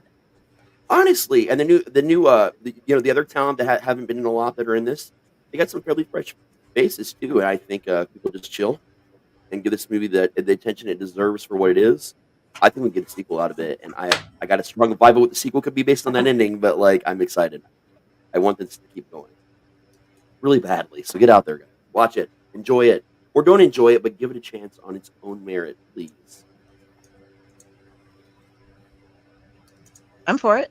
I am excited to watch it. It's worth the watch. And also, by the way, not a lot of crazy light stuff in this one. You should have a pretty decent experience in this movie. There's, like gunfire, like any action movie you expect in the history of time, but there's not a lot of anything you need to worry about. Oh, cool. So I thought about when I was That is watching, I was great. like, can I tell Del to watch this? Yes, actually, I can. Okay, no. All right. Yeah, I'm looking forward to it. So, something that woke me up the other night. What if the reason that Tigger thinks that the most wonderful thing about Tiggers is that he's the only one is because he was the sad Tigger and he killed all of the other Tiggers so that he could alone be the Tigger. So he's He's the the Highlander Highlander. Tigger. Yeah. The Highlander or Lobo or something like Yeah. that of Tiggers. What do you think? Maybe. That would make Tigger somewhat psychotic, and that's why he's happy all the time. He's a little bit fucked in the head. Tiggers are wonderful fellows.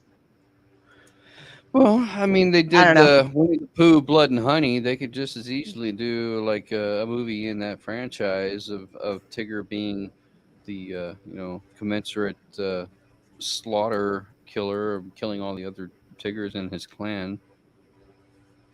And he just ends it with, and I'm the only one. Oh, I'm the only one. That would be the last line of the movie, and I'm the only one. The thing about Tigger is that he's an unreliable narrator. Let me just explain. He says he's the only one, but he also doesn't know what he likes to eat. He doesn't know if he can climb trees or not until he does it. If you watch the Winnie the Pooh, there is a lot of things that Tigger absolutely either has no idea about or gives you the completely wrong answer until they figure it out. I think he's just a moron. Or he's on a lot of drugs. Maybe both, but that's Tigger's problem. That's why he thinks he's the only one. But reality, honestly, there's probably had another 100 of them just on the other side of the wood, and he just is so out there he doesn't realize that he's going to the Tigger village. Wow. They call it the 100-acre woods, but 100 acres is a lot of land. I mean, that's a damn forest. Right, man. You go through a couple of acres. He's tired. He's like, "Fuck it. I'm not going to walk down the other 90 of them. I'm just going to assume that I'm the only one." Like, what kind of research is that, man? That is a research done by the 3-year-old, and it's called "I Win." yeah, that's it. Exactly. Okay, Nailed Friday it. had It's the something same to fault. bring up. Look, I win. Look, I win. I would like to redo something and have y'all join if you guys don't mind. I'm going to repost the questions in the chat and on TikTok and on the page. And if you guys can please send me 30-second to minute or minute and a half videos answering the question, and I'm going to put them together and post each one. That way we can have the retry the mini series of author interview things. That way people get snippets about you guys. Oh, that's pretty cool. Well, I'm out of this then. Oh, I have Hunter questions you can ones answer. too, yeah. Oh, okay, because I'm I not even have not an trucker author. questions you can answer. There's train questions you can answer. Questions I want a by mix. Friday's So, yeah. kids. My brain just went on the fritz when you started talking about this. For some reason, I feel completely lost. Like I should know what you're talking about, and I don't. Oh, This, that's my fine. friend, is when you smile and nod. What? You've only known me for a short time, and I've been trying this since 2020.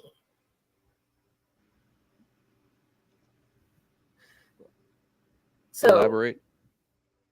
I started back in 2020 interviewing authors, trying to start the show.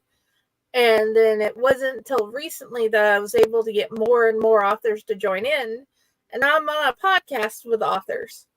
So it would be a lot easier now because there's more people that are actually aware that I exist.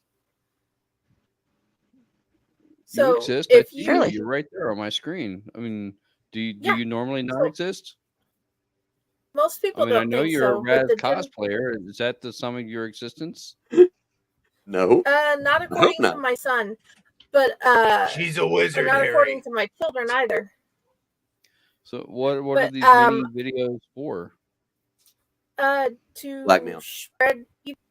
to spread awareness that you write and you exist and people should read your stuff. Okay.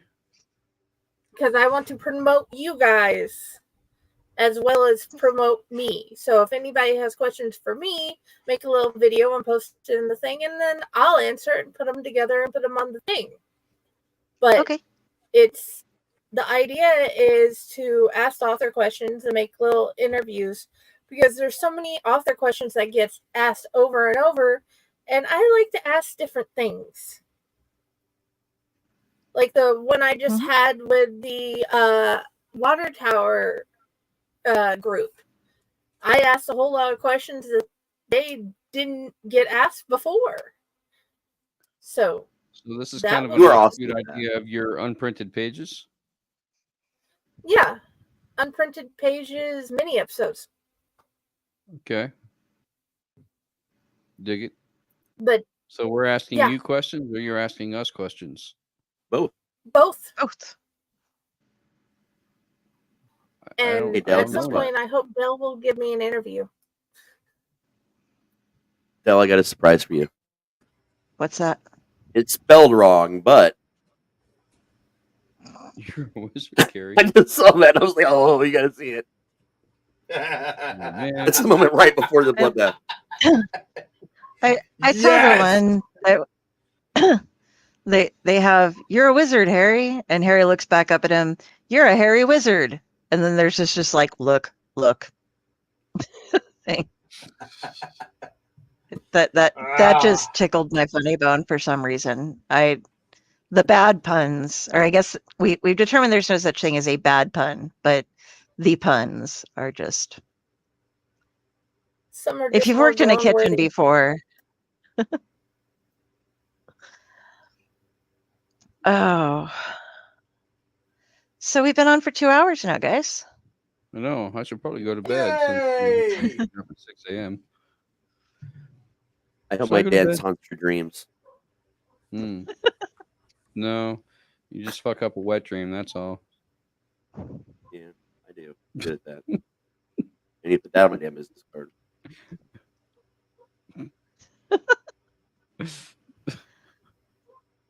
No, All right. the story at the planetarium messes with my dreams. Planetarium. I love the Yeah. planetarium. Planetarium? Planetarium. That's I one of my can favorite see stuff. you Yeah, the planetarium. sleeping. You know which one I'm talking about. Yeah, the one stars are where wrong. he's having the the stars are wrong. Yeah. I love that story. It's based on an actual museum here in town called the Boonshock Museum of Discovery. It actually has still, that planetarium is still there, and they still do the laser light shows there. They just brought laser light shows back there actually not that long ago. Brutal. I remember when I was little, I went there and they had a giant Bullshit, you were little. sloth. No, I usually. I'm just fucking with you. I'm just calling you on your shit, sir. Once. I know. I know. Hang me on a hook. So- Shouldn't hang me on a hook, Johnny. Budsy ran cross country this weekend. He ran 23 minutes and think like 14 seconds. And everybody's like, oh, you can do better. And I'm like, I'm very proud of you. He goes, well, Dad, everybody's telling me I can do better. I said, yeah, I bet you could. If you really, really put a lot of effort, you might be able to shave off a couple seconds or, almost a minute by the end of the season. But I'm just going to let you know very clearly. Daddy's fat ass ain't going to fucking make it in the first hour. I ain't running no fucking 3 miles in under an hour. Good talk, son. Good talk. Here's how I feel like that should be handled. Like when a kid's involved, here's what you do. When a kid's involved and they do something like that they've never been able to do before, what you do is you praise them. You let them have their moment to be proud of what they achieved. And then the next time they're out to practice, like, hey, you did this and it was amazing. Let's see if we can take it further. And you encourage them rather than saying, oh, you can do better. Because I feel like this counts all the work they've done and all the excitement they have. It's like, and then suddenly you're on a team with them, helping them get better. And it's, I don't know. That's how I like to see people being taught and inspired, I guess. I'm weird. Oh, yeah. But Budsy did a heck of a job. I can't say much about it. I mean, his first race, he was able to do 22 minutes. Here we're at 23 and 14 seconds. So, it was a little slower than before. But it doesn't matter because I'll tell you what, he completed it. And towards the end, he started doing something that I've never seen him do in all these years of running. And that is called he started to sprint. Towards the end, he sprinted. This is something that boy has never done. Yeah. And I am so excited for him. I really am. Oh my gosh. I got great photos of him running.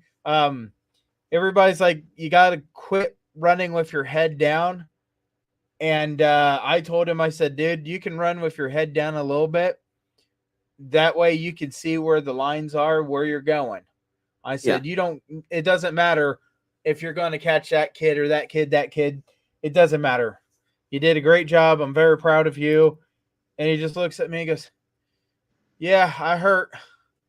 And the rule I was always taught about cross country is it is not against the clock. It is against pain. Because if you're running that hard and you're running this and that, pain is going to come after you. And it's perfectly fine. And I'm not going to argue with a single person on, oh my gosh, I did it in this time, because you completed it. And that's all I could ever ask about anyone that goes on those cross-country tracks. You completed it. How long was this run? How far? 3 miles. 3 miles? Yeah. And he did it in 23 minutes? Yeah. Fucking hell, man. I mean, I don't think I could have done that 23 hours. I'm not going to lie.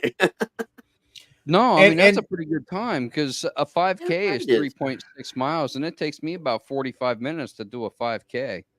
So he's cut my time in half for doing approximately the same amount of distance. So I just want you pretty fucking good. Yeah, it is. It was 23 minutes, 19.4 seconds. And I will tell you right now, that's a clip. I told him I was going to praise him on the podcast tonight. And I am a father of honestly on this. I am so excited to see him run, and he's been doing better and better. And he told me, he's like, Dad, I want you to know there's a girl I like. And I told her that I'm a haunter, which this is the first time he's ever acknowledged that he's a haunter, because he comes from a parent on the air side that says that haunting is bad, and no one really wants to ever know that you do that. And then he goes, I also told her that you're a podcaster. I said, okay. And she goes, I don't believe you. And I told her, no, you need to believe me on this. And here's what podcast network it is. And I just want you to know right now, you're going to figure out which one my dad is, because he's the one that's got more ADD than anybody else. I guarantee it, because I got it straight from him. It's exactly what he told me. He told her. And you know what? That's a big deal, though, dude. I'm proud of him, not just for the run, but for finally like having the guts and the pride to stand up and be like, "I'm a haunter," and also pride in you, man. Like pride in what you're doing, because that was the thing that he thought to mention to his girl. Like he's grown up, man. He's grown up too quick. Budsy's a great kid, and I can't wait. I love him. And he got his hands sized a while back, and we figured out what size gloves. So his character will actually have gloves that have claws in them this year. Hell yeah! Nice. And he Put him through can't his wait paces this year. He can't wait because all he keeps on saying is, you know, the one weekend we're done, we're going down to Hell's Dungeon, right? I said, I told you we would not haunt after your birthday because I don't believe in haunting after your birthday at our home haunt.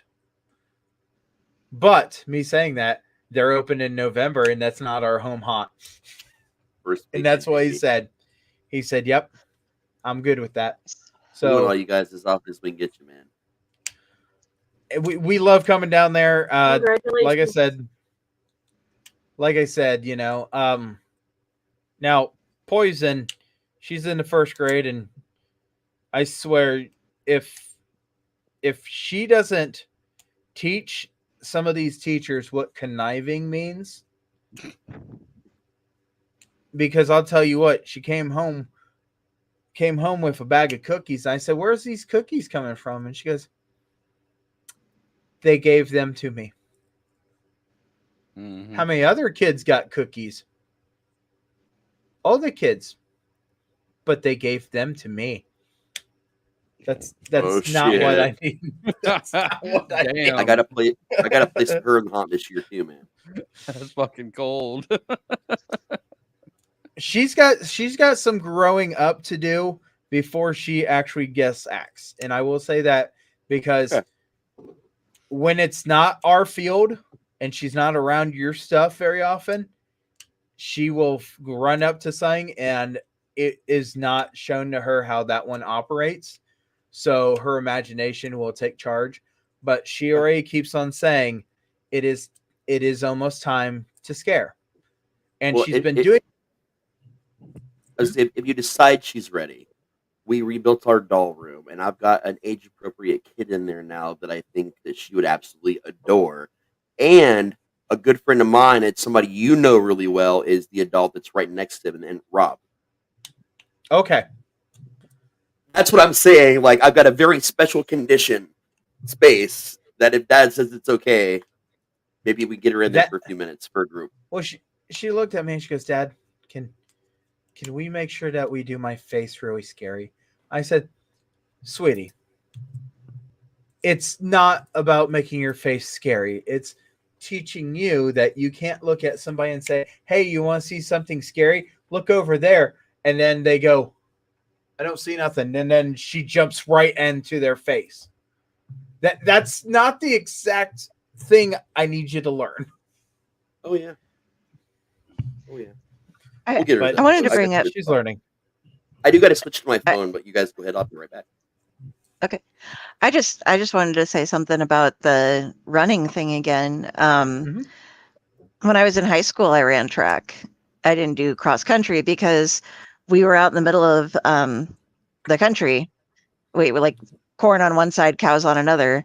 And the cross country path, so that they didn't run on the highway, was like, you started off on a like super steep hill and then that was your cool down, was coming back up this super steep hill. And I dream about it a lot. In my dreams, I'm still in high school half the time, or I am running because there's only certain ways you can get around in my dreams. But I ran the mile. I was like 4'10", maybe, depending on what year it was. And I had short little legs. And I would be the one who, you know, they run the guy and the girls at the same time because the mile, it's just like, otherwise it's going to take forever. And I would get lapped like every single time. And then they do the thing where they like clap for you as you're coming in towards the end because you're the only one left running. And it's supposed to like make you be all pepped up and stuff. But I was always just terribly embarrassed. and just felt horrible because I was like the last person coming in. But if you're that kid and you're getting lapped and it's just like, why am I doing this? Don't be embarrassed. You are earning points for your team because a lot of schools don't have somebody doing anything in that category. And so even if you're getting lapped, you're running a mile, you're getting it done. Don't be embarrassed.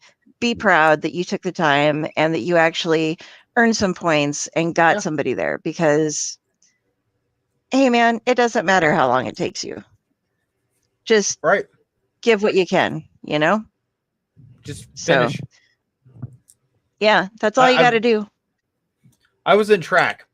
I threw shot and disc, and I wasn't the best, but I wasn't the worst. And just because I couldn't do the fancy throw doesn't mean I couldn't do a power throw and almost get it as far as the fancy throw. If I could get the fancy throw down, I would throw a little farther. But I just wasn't there. They wanted me to run the 100 one time, and the guy that was right beside me knew something. And when the ref turned his head, he smacked me right in the damn face. And I looked at him, and I was pissed. And he took off, and I freaking bolted down my lane right behind him because as soon as we got done, I was going to trip his ass. And I beat 4 people just because I was pissed and I wanted to kick his ass. I mean, he knew it. He just went up and he goes, "Are you ready?" I said, "Yeah." He goes, "You gonna run your fastest?" I said, "Yeah." He goes, "I don't believe you." Bam! And the referee, I just was like so damn pissed, and the ref was like, "Holy crap, what's this big guy?" I mean, I was a bigger guy, but damn it, I was after him. I went after him, and I beat 4 other people in that one race, and it was great because, and then the coach come over and said, "We're not going to have you run anymore because if that's what it takes, that's not going to be legal for someone to come and smack you upside the face." And I told him, I was like, "Don't think so either." I looked at him, I said, "I'll kick your ass later." He looked at me and goes, "Looking forward to it." Well deserved. Oh yeah, I mean I had a freaking handprint on the side of my face. At the end, my face was all red, but this was like glowing red. And he just looked at me and goes, "I can't believe the referee didn't see that." I was like, I can't believe either. I mean, he went, "Okay, racers," and he turned his head and he went, bam! And I was just like, "I'm gonna kill you." But yeah, that's as far as my sports ever went. I was never a basketball player. I did a whole bunch of videography. Like I would take the camera and watch the team from one side to another. But then I start shooting actual photos of the team members when I did the newspapers, and that's as far as I ever went with anything that I thought was, "Ooh, I'm high school worthy." Forget that. Nope. I was a haunter as soon as I turned 18, did my first haunt, and everything else just dropped off because I didn't care. You ever had one of those situations where you think you're good at something and then you meet somebody that makes you question your skill and whether or not you're actually any good at it? Yes. Oh my gosh. Yep. I've never played any sports in high school, but we had PE class, and anything involving a round spherical object being thrown at my face is probably not a good sport for me to be in. But I can sprint, and I'm pretty good at sprinting. I'm pretty fast. So whenever we did stuff like track and field, I always did pretty well just because I can sprint. And we did the 800. I think it was 800. Might have been something else, but we did the 800. And for whatever reason, I got an itch in my crawl that I was going to win this heat. I wanted to win for no reason whatsoever, just because I wanted to. So starter pistol goes off, and I just took off, and I can sprint. So I sprinted the entire distance, and I did. I won that heat, and not by a small margin. I mean, I actually won that heat by a pretty wide gap before anybody else crossed the line. So I was pretty proud about that. Nobody said a fucking word. You know, nobody cared. Didn't matter to them. It mattered to me that I did that, you know. Yeah. So I know I can sprint and I'm pretty fast at it. But I'm in college one time. I went to Virginia Beach. You know, a bunch of friends were partying on the beach and we're playing a game of tag or whatever. I don't know what the hell we were playing. Something that involves running around. And like I'm trying to catch this one guy and he starts running off. And I know I can sprint, so I took off after him. And I'm going top speed and I can barely catch this guy. And then I'm just about to the point where I'm about to make contact with him. And he turns around, looks over his shoulder, kind of slows down a little bit, turns around, looks over his shoulder. He sees me right behind. Motherfucker took off like a goddamn Camaro. Just boom. I was like, what the fuck? He just disappeared. I Damn, was like, dude. I'm running at top speed. And he's just like languishing along, like nothing, no big deal to him. He sees me right behind him and he's gone. I went, what the fuck? Dude. I got a great racing story for you. So when I was young, you guys know I was into a lot of crazy shit. I've told you drug stories where I was involved in the theft of a cop car. I told you guys some crazy ass stories.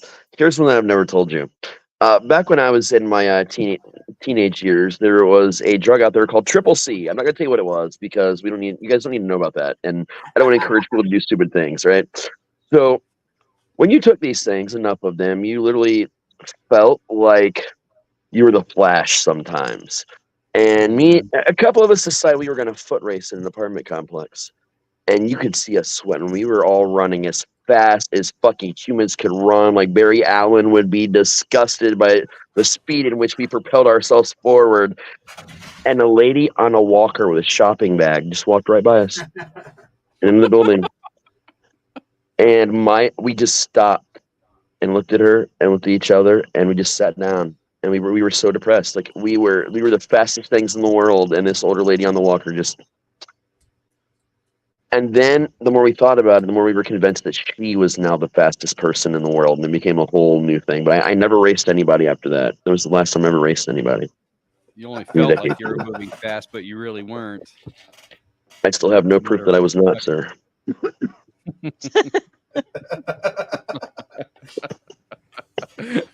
That's a sound clip right there. I still have no proof that I was not, sir.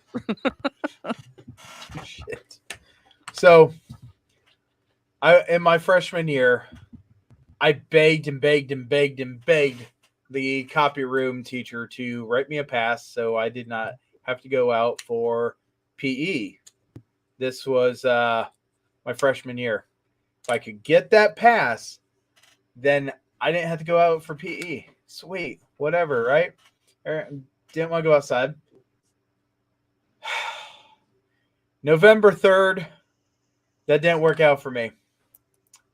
November 3rd was a terrible, terrible time because the PE teacher decided we were going to play Super Frisbee. If you've never played Super Frisbee, it's stupider than fucking hell, by the way. What you do is you take this fucking Frisbee and you act like it's kind of football. You throw it to your teammates and they run. Well, the Frisbee went out of bounds.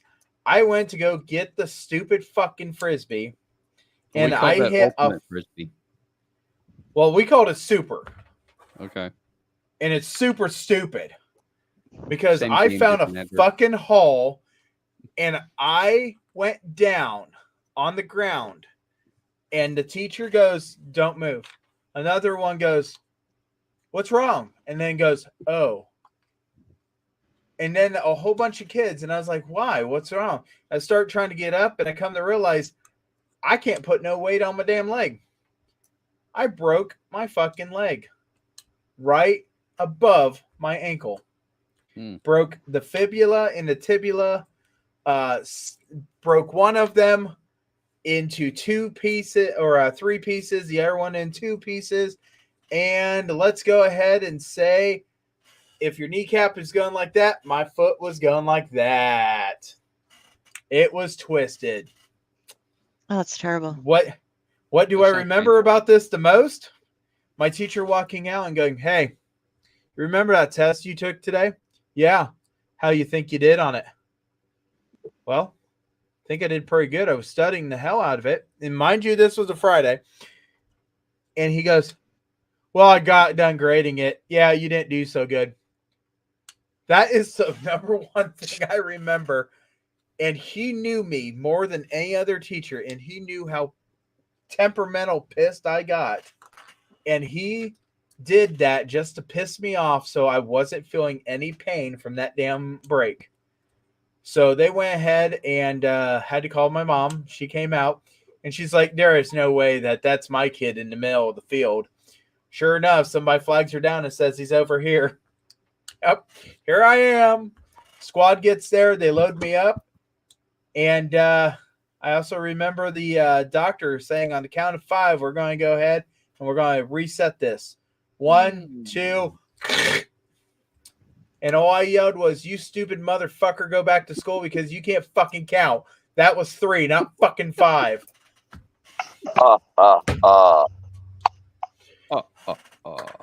Oh, we're doing the count. Yeah, I get. I mean, So, you're yeah. just counting. It does seem, And then important. the teacher comes back and said, "I lied. You actually passed the test." Oh no, I failed that fucking test, but he knew I failed that exactly. fucking thing. Just like I failed life. I'm joking. The funniest joke I have is 2 words. My life. There you go. Anyway. Yep. But I love spending quality time with you guys, but I gotta jump off here. Thank you very much for having me on this wonderful episode. Same. Please go ahead and check on your friends, especially if they went to the gathering. I want to know that they got home okay. And they got on their fucking phone. Yeah. Yeah, Trevor, get off the fucking phone. Trevor? Tyler. God, Tyler. God damn it, Tyler. Get together. Hold on. Trevor.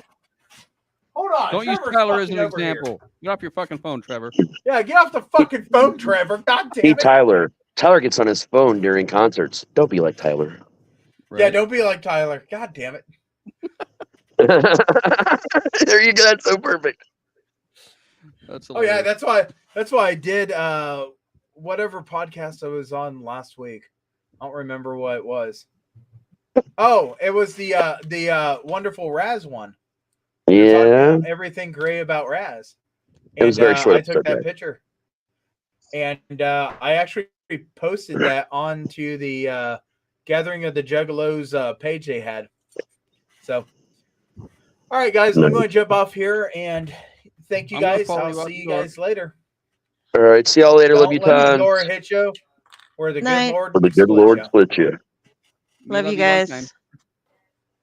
Bye. It's okay. Now get the fuck out. I'm trying. I think I might have to. Ooh, That view like creeps me out. It's very Brady Bunch and it's weird. Yes. I may have to And- get going too. I haven't eaten. Lies. Okay. All right. Well, we can call it off. We're good. Are we good? 2.5 hours. Okay. Yeah, we went fast hour. We're good today. Yes. One more time. Yep. I was so Thank you, excited to be a part of everybody. this. Yes, I was so excited to be a part of this that I did a dance for you guys and my best SpongeBob impression because I really believe in this project and the writers that we have. And here's looking forward to Volume 2 getting up there, and I'll come up with another dance and another voice, or I don't know, I'll come up with something. All right. Well, We'll put like items of clothes on a wheel and like cartoon character voices that I can do on a wheel, and we'll just spin and randomize the whole outfit and dance and everything. there we go. Well, thank you, everybody, for tuning in tonight. It's been a while. I miss you. I love you guys. We'll talk to you Love later. you guys. Bye.